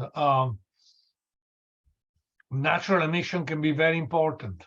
Radon is a radioactive gas that comes from the ground in some area and can enter your homes and be trapped inside and accumulate. So it changes from location to locations. If I remember well, there are certain rocks area, houses built on rocks that may be affected by this radon problem more than other places. So it's something that can easy to measure, and people should be aware. Ozone can be formed naturally by natural emission, especially from vegetation. You have hydrocarbons coming from vegetation. So a fraction of what you measure ozone can be originated from natural sources. Volcanic eruptions are very important. They may change the meteorology or the climate of the Earth for years, for months or for years. Forest fires are also important. Here in California, in the last few years, we have had many forest fires, and even though I live away from forest, but still, sometimes there was an entire day of darkness a year ago or 2 years ago, caused by forest fires. So it's they really can affect air pollution and even climate. So natural emission can play a role sometimes, but in general, anthropogenic emissions, man-made emissions, are those that we worry most, and those that we can control. There is very little that we can do about natural emission, but for anthropogenic emission, we have done major improvement, especially in the Western world, and there is still a lot of work to do in the developing countries. Anthropogenic emission from motor vehicles, power generation. To create power, well, there are many ways, but often you need to burn fuels, and that will create pollution. Industrial facility, manufacturing, mining, refineries. These are all major industrial facilities that emit air pollution. Waste sites and waste incineration and landfills. Those are other sources of air pollution. And but last but not least, residential cooking, heating, and lighting. Actually, this should be at the top of the list if you are concerned about human health, because the more we study air pollution problems, the more we realize that indoor air pollution, burning cheap polluting fuels, carbon, and indoor accumulation of these chemicals seems to be a very important issue, even more important than outdoor pollution. This is also due to the fact that indoor air, indoor chemicals can accumulate, but also we live most of the time indoor. Our home, our office, our shopping. So if you do the statistics, sometimes more than 90% of our time is spent indoor. So indoor pollution has a potential because of accumulation, because of lack of ventilation, because of hours of exposure. Indoor air pollution has a high potential for creating more health problems than outdoor pollution, especially in the developing countries. And yet most of the investment against air pollution are done for outdoor air pollution.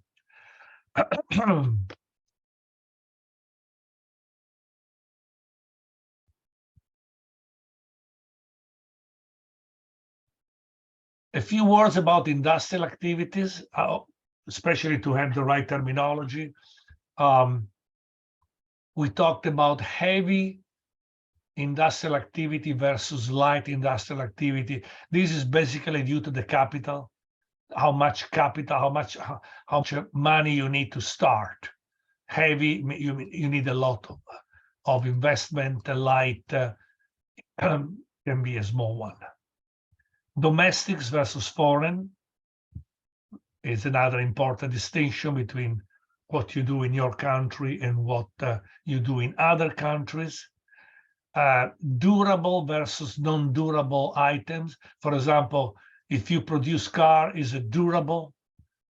Because you can use car for many years. If you produce apples with your agricultural production is non-durable. Also manufacturing, when you create final goods, cars, apples that can be used by people, versus construction, which is when you only produce intermediate goods. So this is a terminology that you may need to know in the future. Transportation. Transportation has been the big, enormous development in the last 70, 80 years. Pollution has been with us since the beginning of the Industrial Revolution, mostly in the 19th centuries. So air pollution was created there, especially the urban problems and with industries very close to urban centers like in London. But transportation has been really, transportation has moved air pollution everywhere because you have car, trucks everywhere. And so with transportation, you have moved air pollution from industrial area in the developed countries everywhere in the world, especially the developing world. Many partial solution has been found for decreasing the emission from transportations.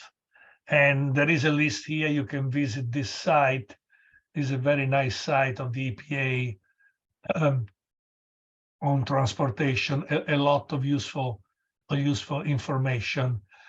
And these are all the emission reduction strategies that have been used: catalytic converters in car, fuel standards to change the composition of the fuel to create a situation that when you burn that fuel, you have less emissions for equal energy production. Engine technologies to reduce emission, changing the way we have combustion. Transmission technology to be more efficient. Diesel filters, alternative technology like electric car, and better transportation planning. So all these things have contributed to decrease emission from a single car, but of course we have more cars. So these improvements have been limited.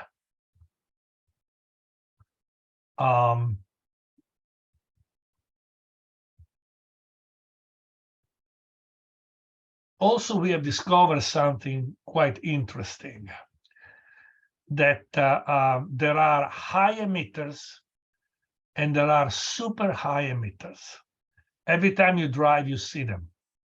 A person with a diesel truck with a huge black smoke coming, that emission is probably 1,000 times greater than a normal car in terms of particulate matter. Old cars that are not well maintained, that's sometimes is the most important problem, to take out from circulation the high emitters and especially the super high emitters. And I believe we should be much more aggressive in removing these cars from the traffic. Just to give you an idea what I'm talking about, high emitters may be 9% of the total vehicles in the streets and may cause 20% of the emission, so a factor of 2. But then there are the super high emitter that may be only 1% of the vehicles in the roads and may cause almost 30% of the emission. So this study shows that these are a problem, and this problem should be addressed, even though sometimes is not addressed for various political reasons. And that's another slide that I like to show you. These are an example of what I mentioned before, that we have the single car, the individual car are much cleaner. The emission have decreased by 1 or even 2 orders of magnitude. But the miles traveled, the vehicle mile travel has increased enormously. This is the United States, but you can find similar statistics certainly in most Western countries. So that's why the benefit have not been as big as we would have liked.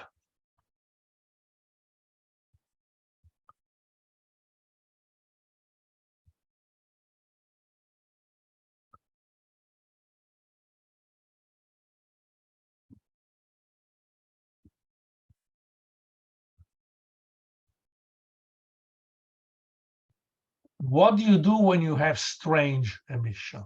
By strange emission, I mean emission from activity, urban or industrial activity that are not well documented, well studied in the literature. Is difficult to find information. And remember, without emissions, you cannot run a model.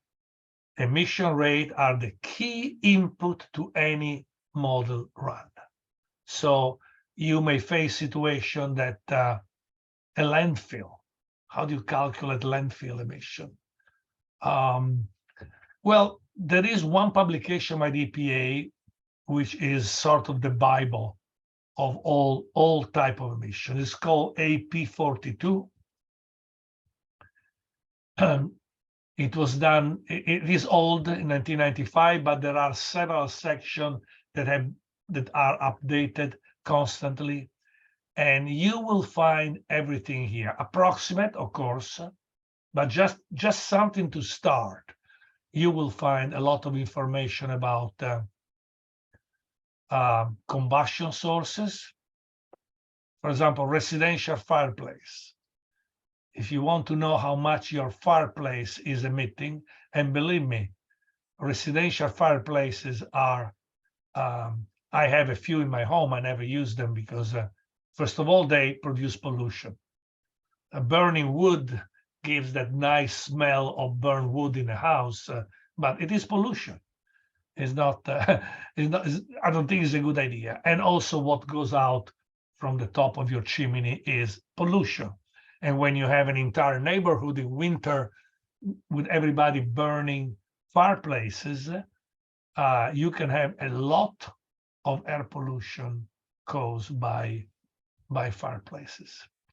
Solid waste disposal, landfill, medical waste incineration. How do you calculate the emission rate from your hospital nearby that is incinerating some medical waste? It's not easy. Here you find some information, some guideline.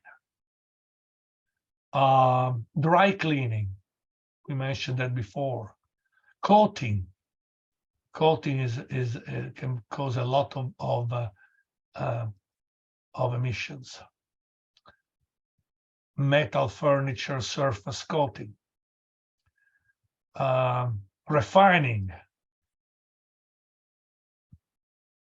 Chemical process industry.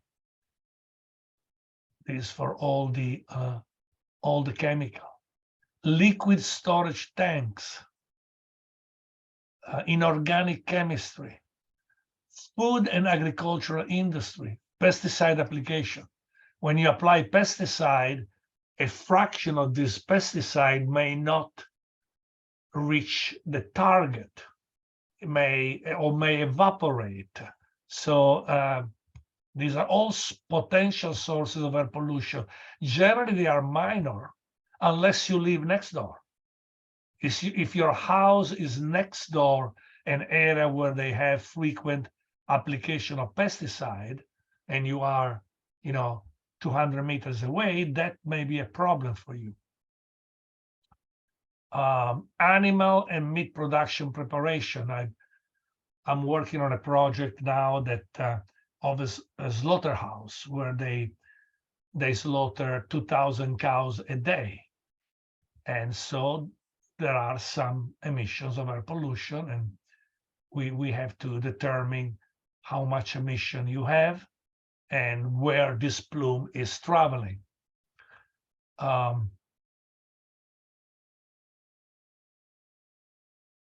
Beverage, even producing beverage can have, any industrial activity needs production of energy, so you may have pollution. Wood product industry. Some wood contain substances that were injected to prevent deterioration of wood, to prevent termite to attack the wood. So when you use it, this chemical then can be released in the atmosphere, or when you burn it, the chemical can be released in the atmosphere. Mineral product industry. Asphalt, when you repave your road, it's a lot of emissions. When you when you manufacture cement, that you require a lot of energy, so you have pollution. And I can go on and on, but basically, AP42 is one of the first things you want to look at to determine the emission sources for your particular problem.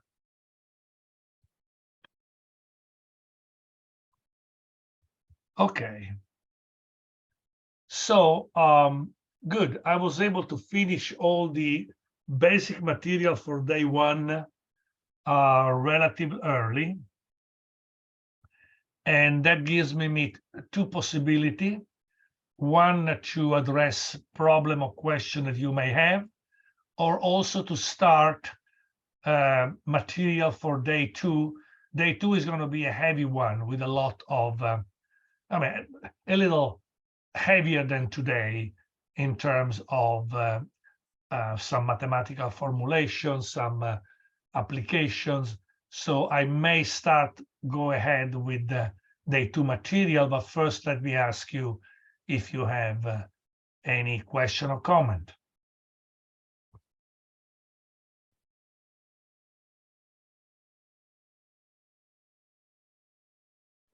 Hello, yes, Prof.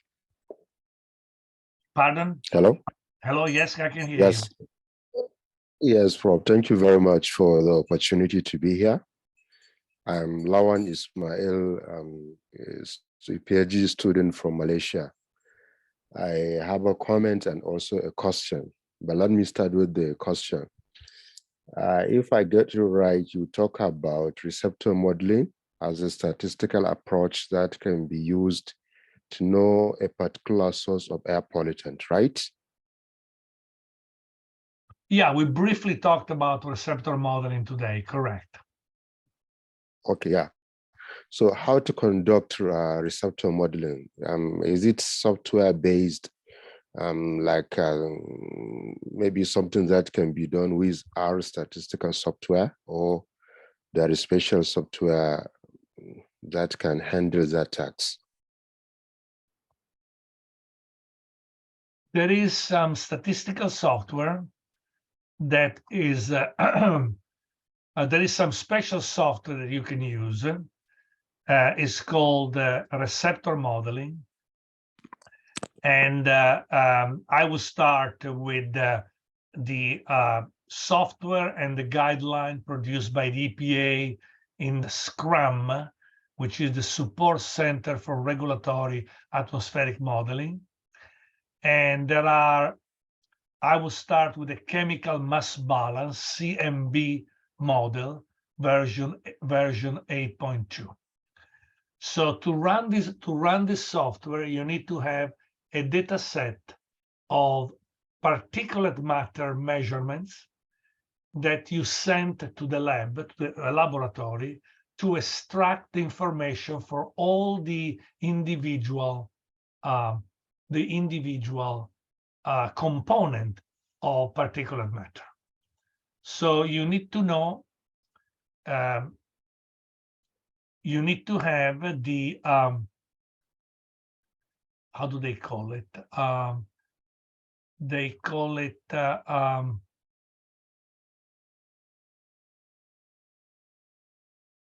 mostly is the metals. So you collect samples of particulate matter. You collect a sufficient number of samples. Typically, these are daily samples. You put an instrument on a certain location, you pump air, and you extract all the particulate matter. You send it to the laboratory, and they will tell you how much iron, how much cadmium, how much arsenic, all the different composition of this chemical. And then you run, at that point, if you have a good data set of this measurement, you can run the chemical mass balance model that you can download here from the EPA, read the user's manual, understand the basic mechanism, and then the result of the model will tell you which type of sources are dominant in your area. If it is a transportation, if it is fugitive dust, if it is some industry, and this may be useful if you really have problem with particulate matter. Yes. We will not say much more about receptor modeling because there are so many other models that are more important and more applicable to air pollution study. But again, this may be something that can be useful. Okay. And you said you had a comment. Yes, the comment is you might said it before I joined the presentation. I don't know whether the recorded version is going to be shared with also the participants. Yeah. Yeah, everything I show you, all the PowerPoint presentation, all the slide will be sent to you by today. I will send you using Hightail. So you will receive an email from Okay. Hightail and with a pointer where you can download the entire information. And also I will send you separately the invitation for tomorrow lesson. Okay, Prof. Thank you very much. And just a point of emphasis, I am PhD student with University Science Malaysia, and I'm modeling particulate matter air pollutants, PM10 and PM2.5. I'm PhD statistics student. So I'm looking forward to, like you said, tomorrow we are going to see more of mathematical modeling. I know definitely I'm going to be more interested in mathematical modeling, the forecasting and other statistical properties so that I can make use of them to reach my PhD thesis. Thank Very you. good. Very good. Yeah. This course is only an introduction to air pollution modeling. Yes. So I'm not going to spend much time on equations, but there will be some discussion that I think you will find useful. So very good. So since we have about 20 minutes extra, I'm going to use them to start the material tomorrow, because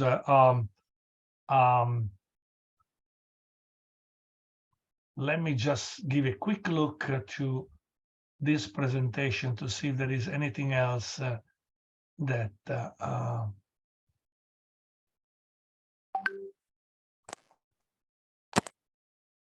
important that I haven't told you. Yeah, I think we talked about everything.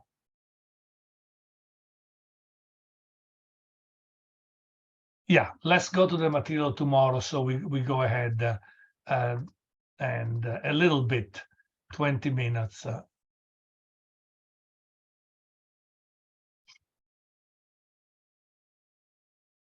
Okay. So tomorrow we'll talk about dispersion modeling, emission estimates, Gaussian plume model, air mod, plume rise. I'm going to show you some tests using a software called Screen. We are going to talk about photochemical model, particle modeling, and modeling of adverse effect. So I'm not sure we'll be able to go through everything, but we'll try. So let's start. I already show you this slide, which is the basic concept, the basic structure of the air modeling methodology. The inputs are the emission and the meteorology. The output are the concentration. And the air model can be more or less complex. If it is a simple transport model of sulfur dioxide, transport and diffusion is going to be relatively simple. If it is a photochemical model for the entire city of Los Angeles, is going to be more complex. But the structure, the basic concept is the same.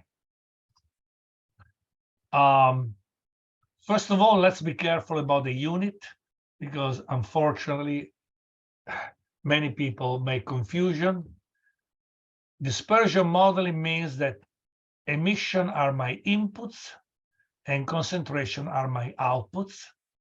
The emissions are given in mass over time. For example, a stack has an emission of SO2 in grams per second. If we are dealing with a landfill, it is mass per time per area, because landfill is an area source. So, but basically is mass over time. The emissions that we inject into the atmosphere cause ambient concentration, and ambient concentration are mass over volume in metric, like micrograms per cubic meter. So these are the unit for the concentration. However, gases are measured typically in parts per millions. or part per billions. The instrument is designed to measure in this way. So part per millions and part per billions are not metric. So especially in Europe, everybody wants to work with metrics. So you need to convert the measurement from ppm or ppb into metrics units like micrograms per cubic meter or milligram per cubic meter. The conversion is easy. For example, you can use this so you enter a value, for example, 5 ppb of benzene, 5 ppb of benzene. So calculate R 16.2 micrograms per cubic meter of benzene. But be careful. This is for standard conditions based on 20 degrees and 1 atmospheric pressure. My measurements are not always at 20 degrees C and 1 atmospheric pressure. So there is a small error every time you use this conversion. Most of the time you can ignore it, but sometimes may be useful. In any case, you have to realize that the measurements are in ppb, ppm, and then if you want to convert to metrics, either you do it perfectly, but it's complicated, and you need to know exactly the temperature and the pressure at the hour of your measurement, or you simplify things and you just make the conversion, but remember, the conversion is not perfectly accurate. The accurate number is the ppb or the ppm that you measure. So I just wanted to, because this is a mistake that many people make. Okay. So to do mathematical modeling of air pollution, you need to do the emission estimate. The meteorology journal is available. These days, wherever, especially in United States, Canada, Europe, especially in the Western world, there are an enormous number of meteorological stations, airport, agency, environmental agency stations, even private stations. Here in the state is very typical for many people, especially in agricultural areas, outside from cities, to have personal meteorological station, and the data are available.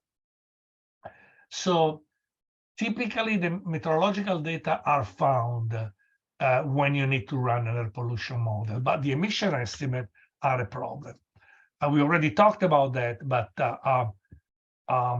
let me elaborate more. In most cases, you will need an emission expert, an industrial engineer, to calculate the emission rates for your air pollution problem.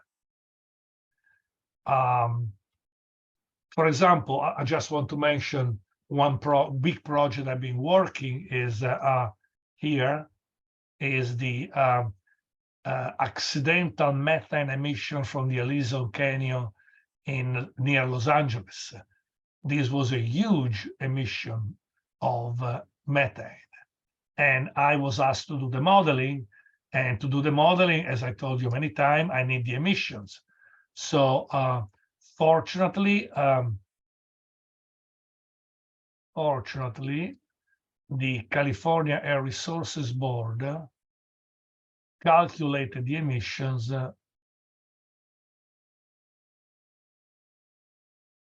and I was able to use their number.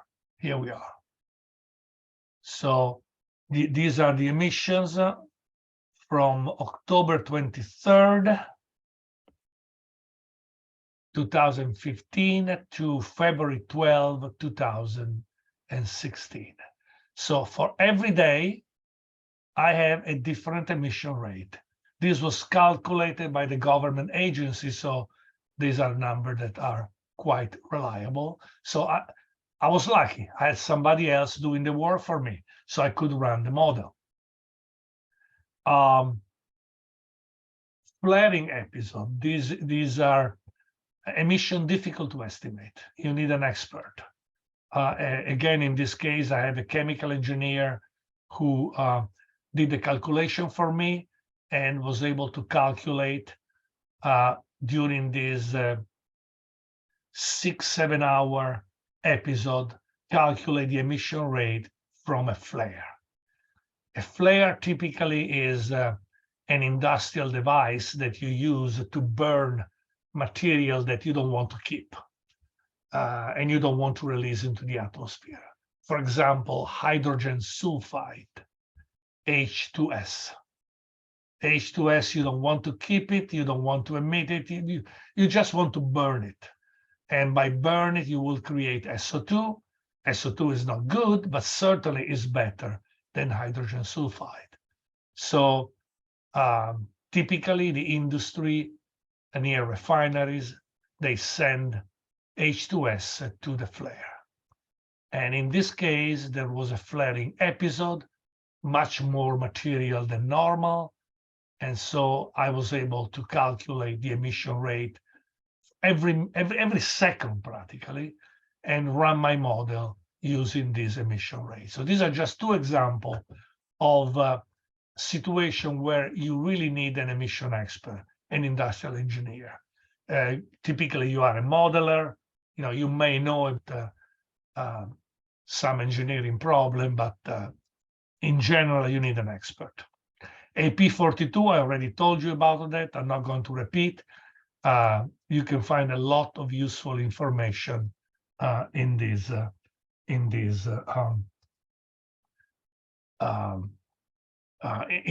document, the EPA AP42 documents.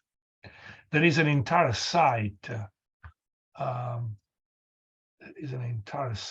want to show you.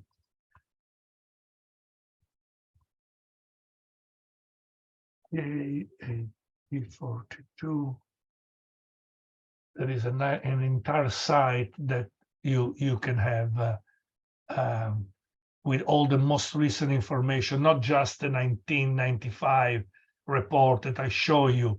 This site has all the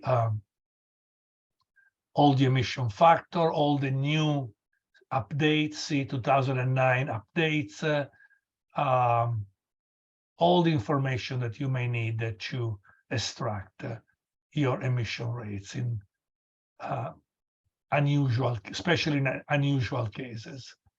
Let me add this site.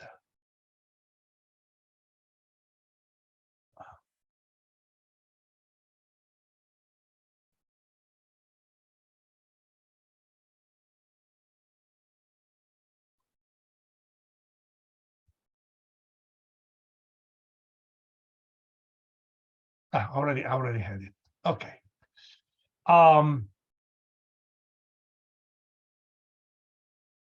5 minutes, starting 5-10 minutes, starting one of the most important topics of this course, the Gaussian model. Why is the Gaussian model the most important? Because it's the model that is used all over the world.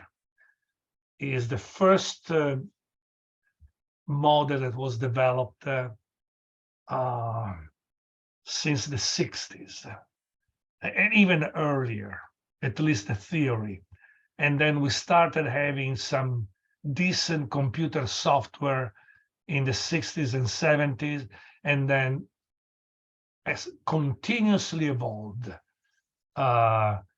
with different names, Crester, ISC, and now AirMod. AirMod is the most recent software simulating air pollution using the Gaussian plume model theory. And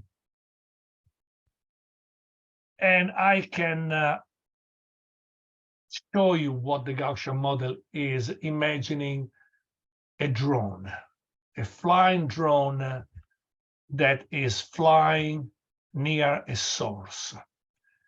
A stack, for example. We have a stack. there is a plume coming out from the stack, and this is the top view. So X is here, Y is here, and so we, from the top with a drone, with a camera, we look at the plume and we take a picture. The average wind is blowing from left to right, so along X. So we take a picture of the plume and we see something like that. This is the plume that we see, a picture, instantaneous picture. And then we have another drone that very quickly goes through the plume. So along Y, at a certain height, at the plume height, we have a second drone going through the plume and measuring the concentration inside the plume. And this is the typical shape of the concentration that the drone will measure. So 0, 0, 0, 0, 0, 0, boom, something, 0, 0, 0, 0. Is that clear? This is instantaneous. A picture from the drone up,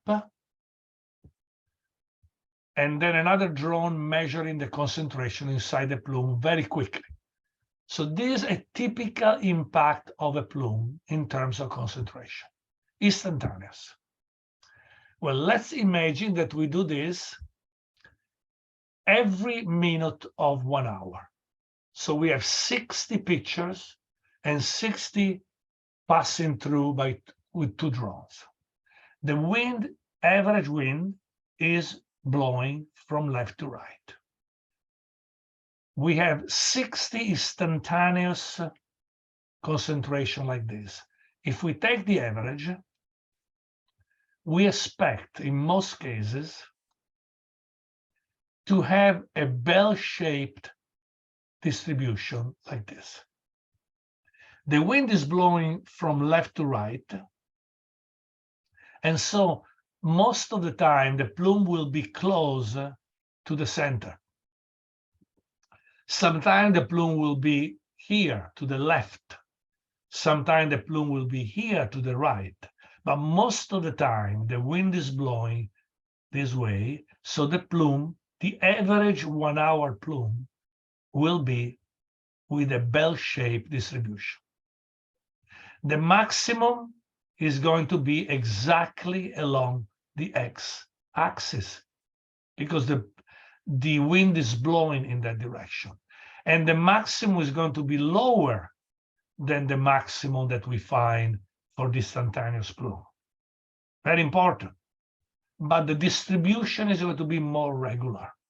The instantaneous plume may be very irregular, but typically over an hour with constant wind speed and wind direction, we should find something like this, a bell-shaped concentration impact. Well, experimental data show that this is true. This is true, not always, but for us, the majority of hours, this is true. And this bell-shaped curve is in agreement with a Gaussian distribution.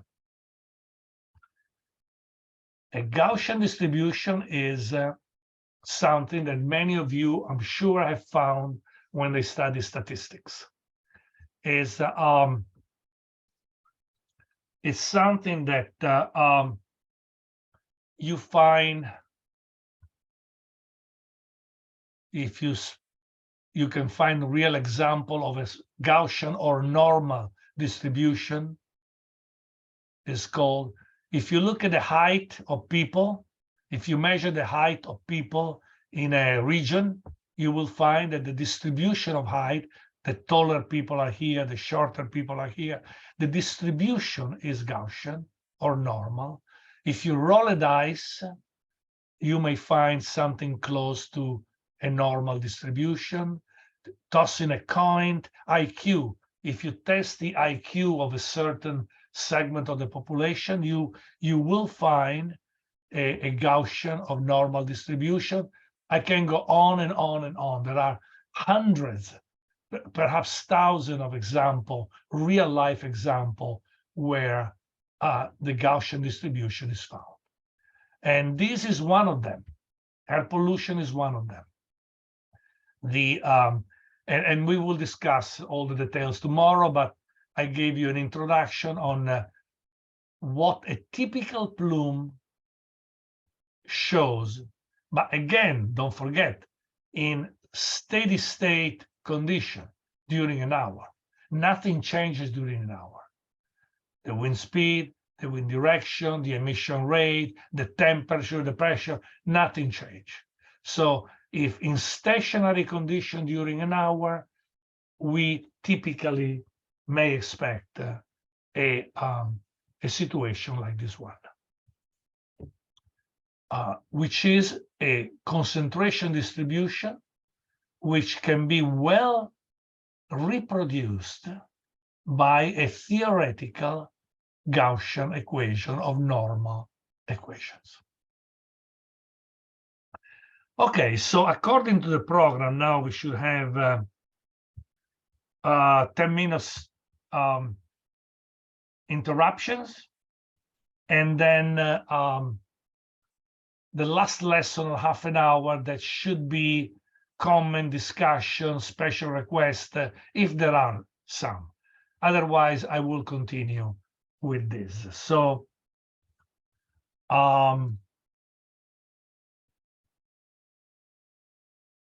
let's have a 13 minutes actually break, and I will talk to you again at 9:30 California time. Very good. Let's do the last lesson today. Can you hear me well, everybody there? Yes, we can. Yes, still awoke. Very good, very good. All right, so in theory, the last half an hour should be discussion, questions, special issues, one-on-one support, but it's up to you. You know, I can continue our discussion on the Gaussian equation, but you know, let me know what you think, all of you.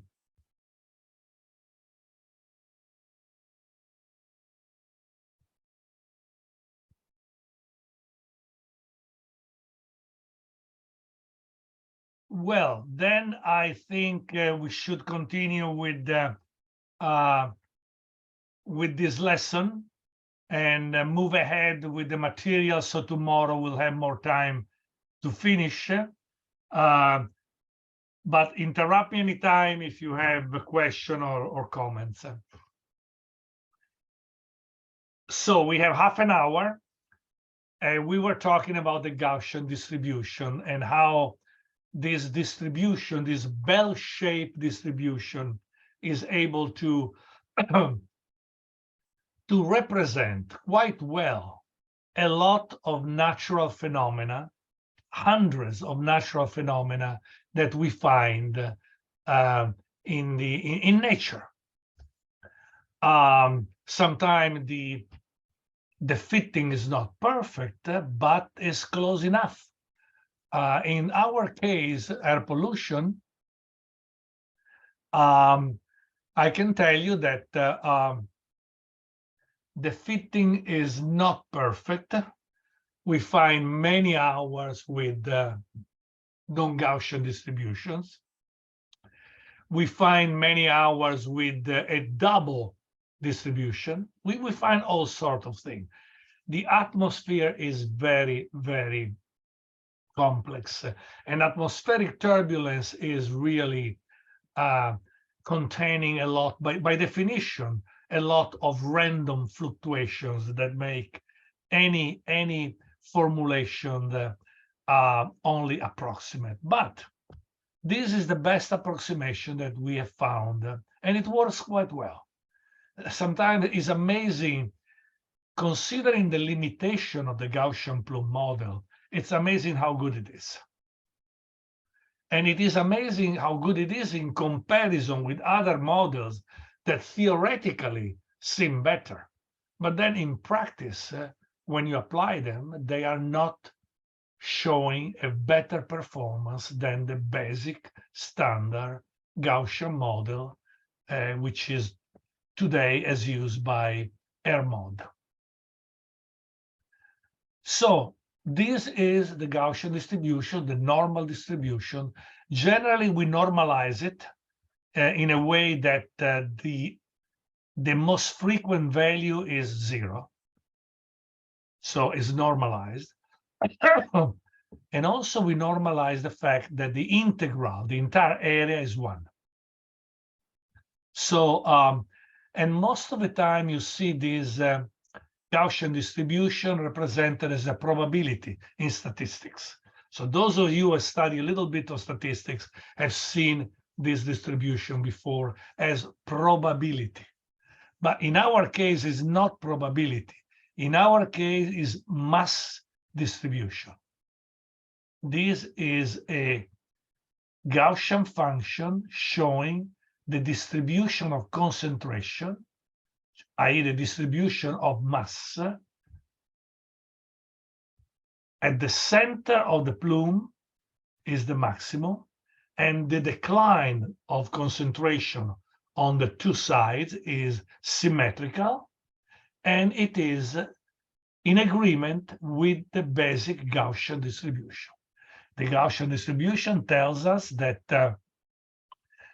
about 68% of the mass or the probability or whatever is distributed plus minus sigma.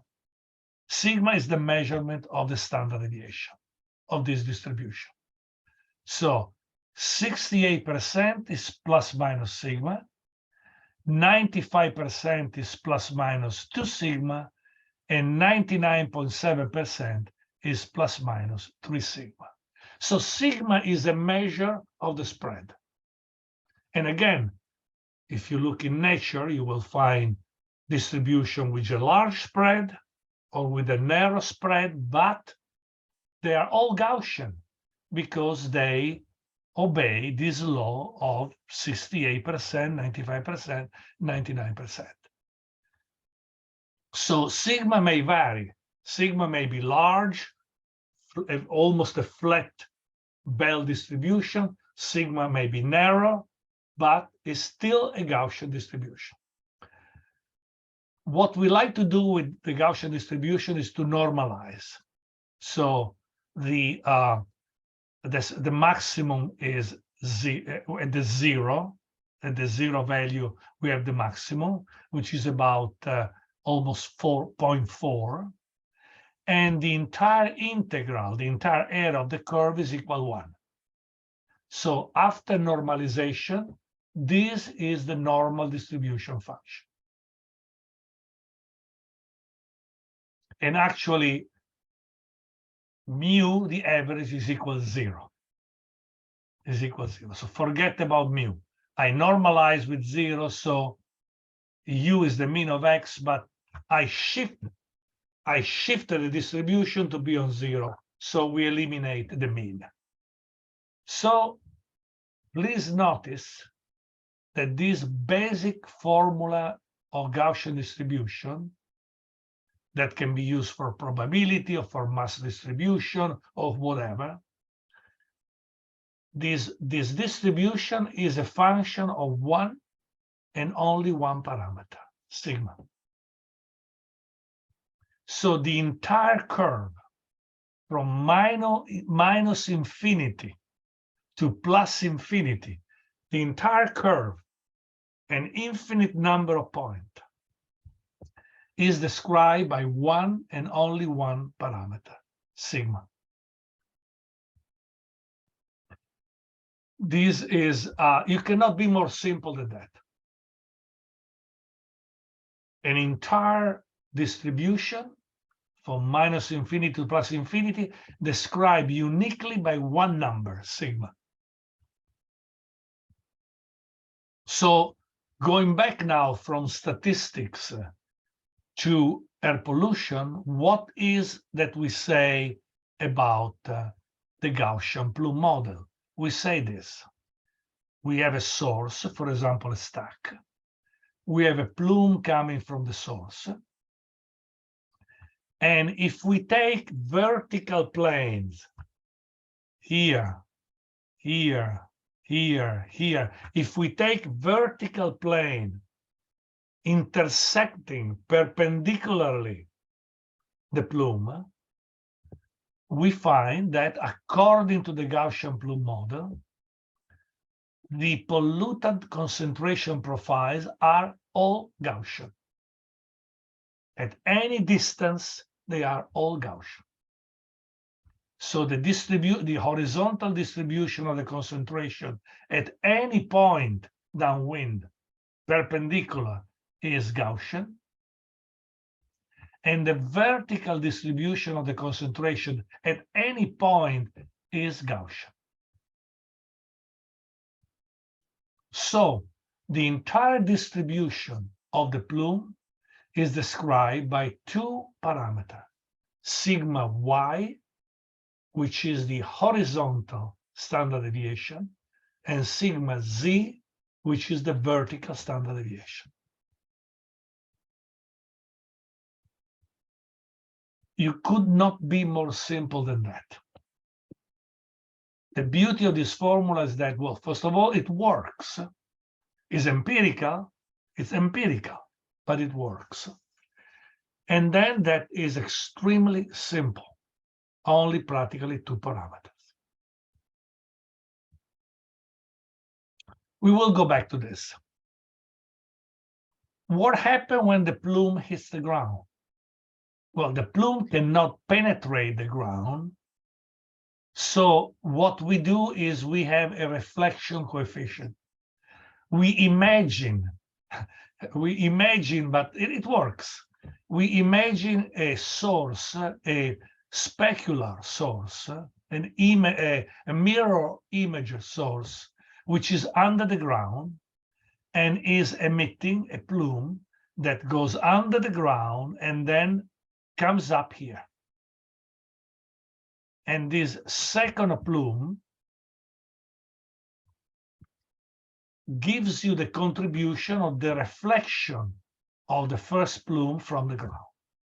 So the actual concentration is the sum of two plumes, one originating at the right point where we have the emission, and the other originating in a fictitious, imaginary point under the ground, a numerical trick to account for the reflection of the ground. A simple mathematical trick. So the final Gaussian formula, Gaussian plume formula, is the following. If we have an emission rate Q, remember emission rate, mass over time, for example, grams per second, we have an emission rate like the tip of a stack in 00H. 00 is the origin of our system, our reference system.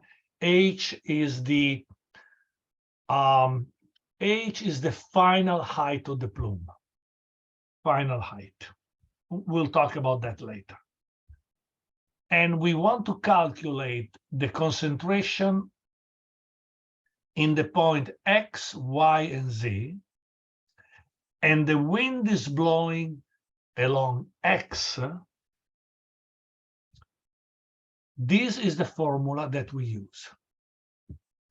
The formula has horizontal diffusion, Gaussian, with sigma Y, the Gaussian sigma for the horizontal, and the two terms that I described before for the vertical diffusion of the original source and the imaginary source under the ground.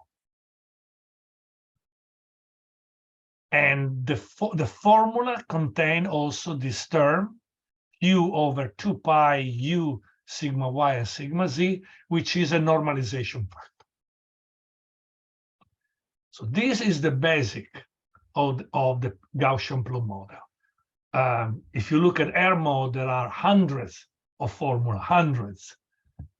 to do different things, but the basic, the most important one is this one, the Gaussian plume model equation.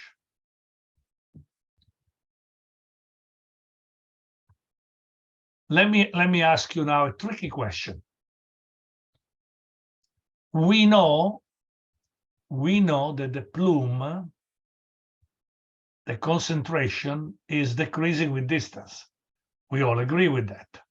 The longer the plume travel, the larger X, the lower the concentrations in general.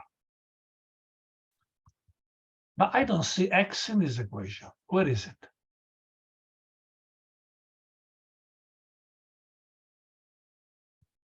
Where is the dependence of concentration with downwind distance X? X is not here. Come on, I'm sure that one of you can do it. Think about it. X is hidden where? Most probably in sigma y. Certainly. And sigma z. Look at the picture here. Sigma y and sigma z increase with distance. Sigma y and sigma z here are smaller than sigma y and sigma z here. So this is the dependence of the equation on X. Sigma y and sigma z are a function of many things, but also of X. They increase with the downwind distance. And in fact, these are the typical equation that we have: sigma y as a function of distance from the source, and sigma z as a function of a distance from the source. This is how the plume expands. We want the plume to expand. Again, these are empirical formulas. They come from experiment. They are not based on a theory, even though there are some theories. But basically, these are empirical formulas. So we use this formula to calculate, to run the Gaussian equation.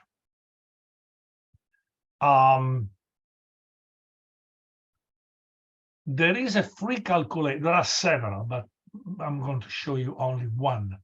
There are free calculations that do all the math for you. But I have one recommendation to all of you.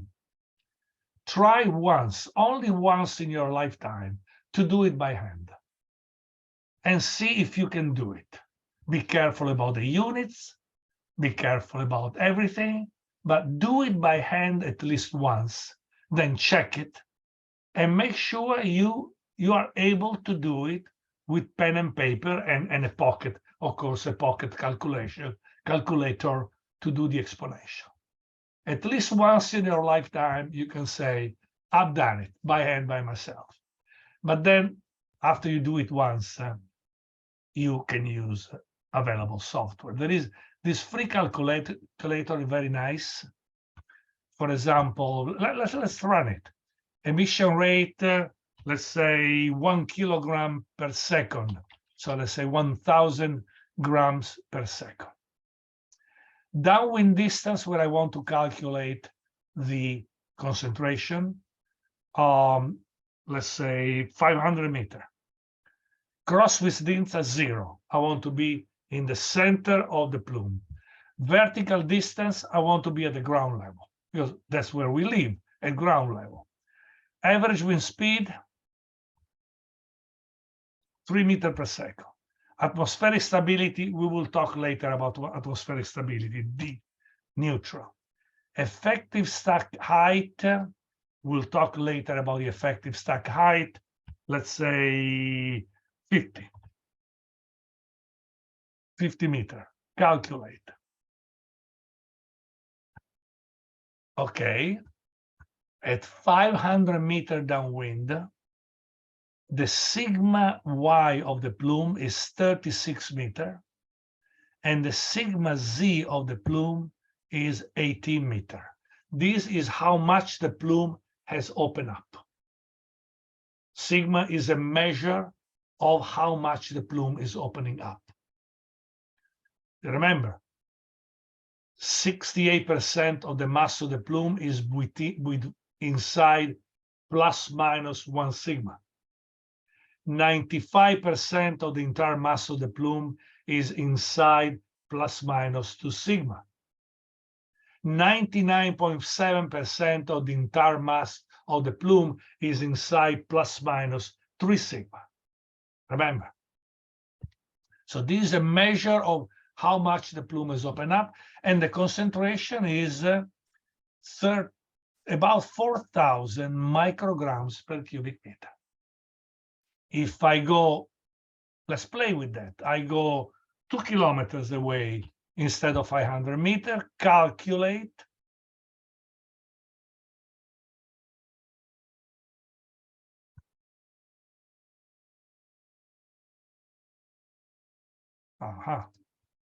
I knew something bad should happen when you do these things.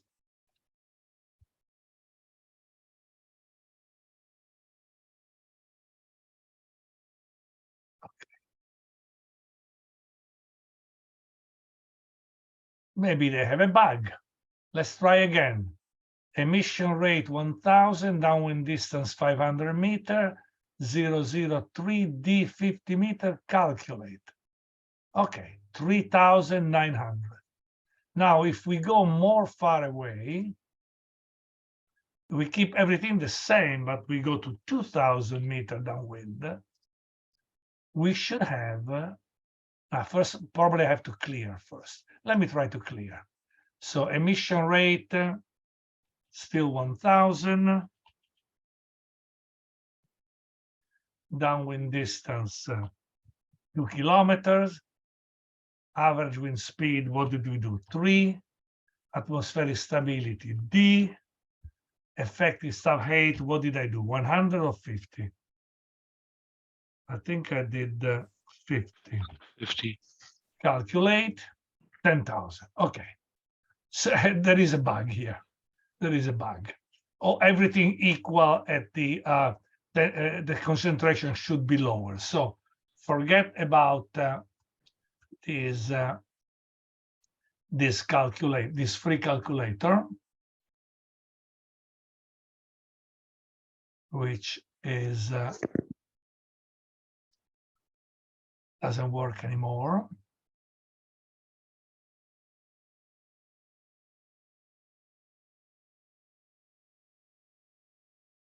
Okay, and this is my suggestion. There is a free screen model that does all this calculation for you. I'm going to show you tomorrow a few examples using this model. It's very easy to use. It's not as simple as this free calculator, which I just deleted from my course, but is very useful. It's produced by Lakes Environmental, which is a very reputable company. I use their software, and they have many versions of EP model, air mod, CalPAF, and many other that they sell. And they sell special version of this model that they have improved. They made them user-friendly. So the EPA model are free.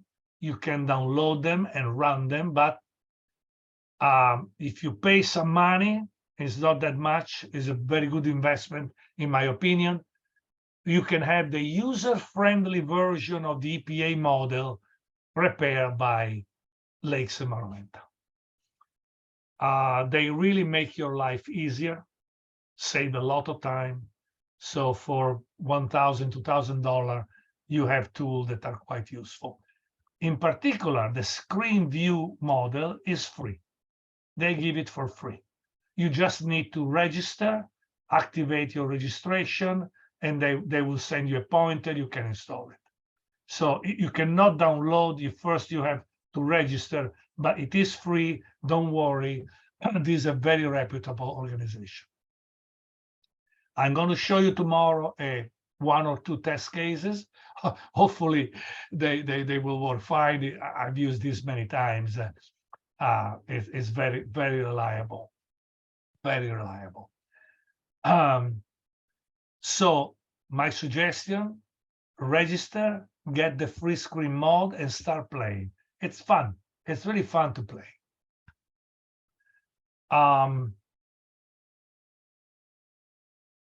Okay, so now going back to this sigma function, again, these are empirical.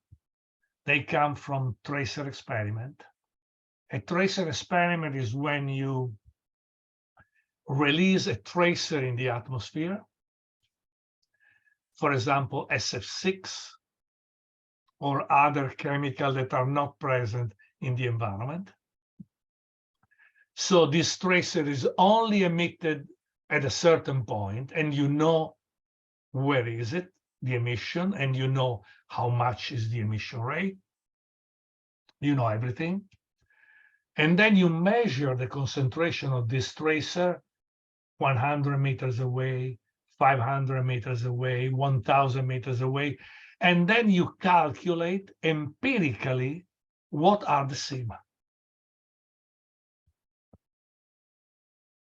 This process is called inverse modeling, and maybe we'll talk a little bit more if we have the time. But basically, tracer experiment allow us the calculation of sigma y and sigma z as a function of two things. Number one is the distance, of course. We know that the more distance you go, the larger the plume, so sigma y and sigma z will increase with distance. Be careful, these are logarithmic paper. 1,000, 10,000, 100,000, 10, 100, 1,000. This is logarithmic paper, so it's easy to make mistakes.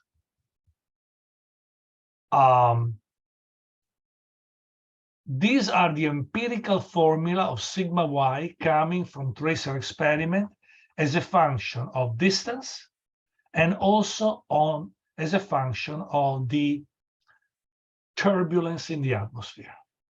You know already from what we have discussed today that the condition in the atmosphere can change enormously.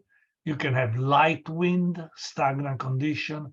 You can have strong wind. You can have daytime mixing and inversion layer on the top. You can have nighttime with a ground-based inversion layer.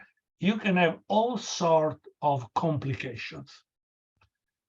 A simple way to categorize all these turbulent complication is by using the stability class. So it's a big simplification, but again, it has worked for a long time. Air mode now is using something even better, but this has worked. And historically, this is how we have simulated air pollution for many decades. We categorize the atmosphere using 6 stability class from A to F. A is extremely unstable. B is moderately unstable. C is lightly unstable. D is neutral. E is lightly stable. F is moderately stable. Sometimes there is also a G, very stable, but let's forget about it. Let's keep things simple. So if I know the distance of the location of interest, like 2 kilometers, and if I know the condition of the atmosphere, D neutral, I can tell you that at 2 kilometers downwind in neutral D condition, my sigma y, the horizontal dispersion coefficient, is about 130 meters. So these are you can extract this number by yourself using these tables or other formulas that are available in the literature. There are graphs and there are equation representing these graphs. So you don't need to, you can extract them the exact value. And this is the basic history of the Gaussian plume model, to establish that the plume has a Gaussian distribution always in the horizontal and the vertical, and do experiment to calculate the sigma values, which are essential. Without the sigma value, you cannot run the plume model. And in doing so, you do another simplification. The Gaussian model has a lot of simplification. Stationary condition during the hour, constant wind speed, constant wind direction, nothing changes. And the other simplification is that all the complexity of atmospheric turbulence can be categorized by 6 basic classes. And there are methods, of course, to calculate which class you should apply. But once you know the class, you know the sigma. Once you know the sigma, you can calculate the Gaussian model and calculate the concentration in every point of your domain every hour. That's how the model works. Every hour has different emission rate, different wind speed, different atmospheric stability, A, B, C, D, E, F. But every hour is a steady state, and I can use the Gaussian model to calculate the concentration every hour in every point. Okay, I'm glad we had a chance to go ahead for tomorrow. I think that will allow me to talk about more things than I planned.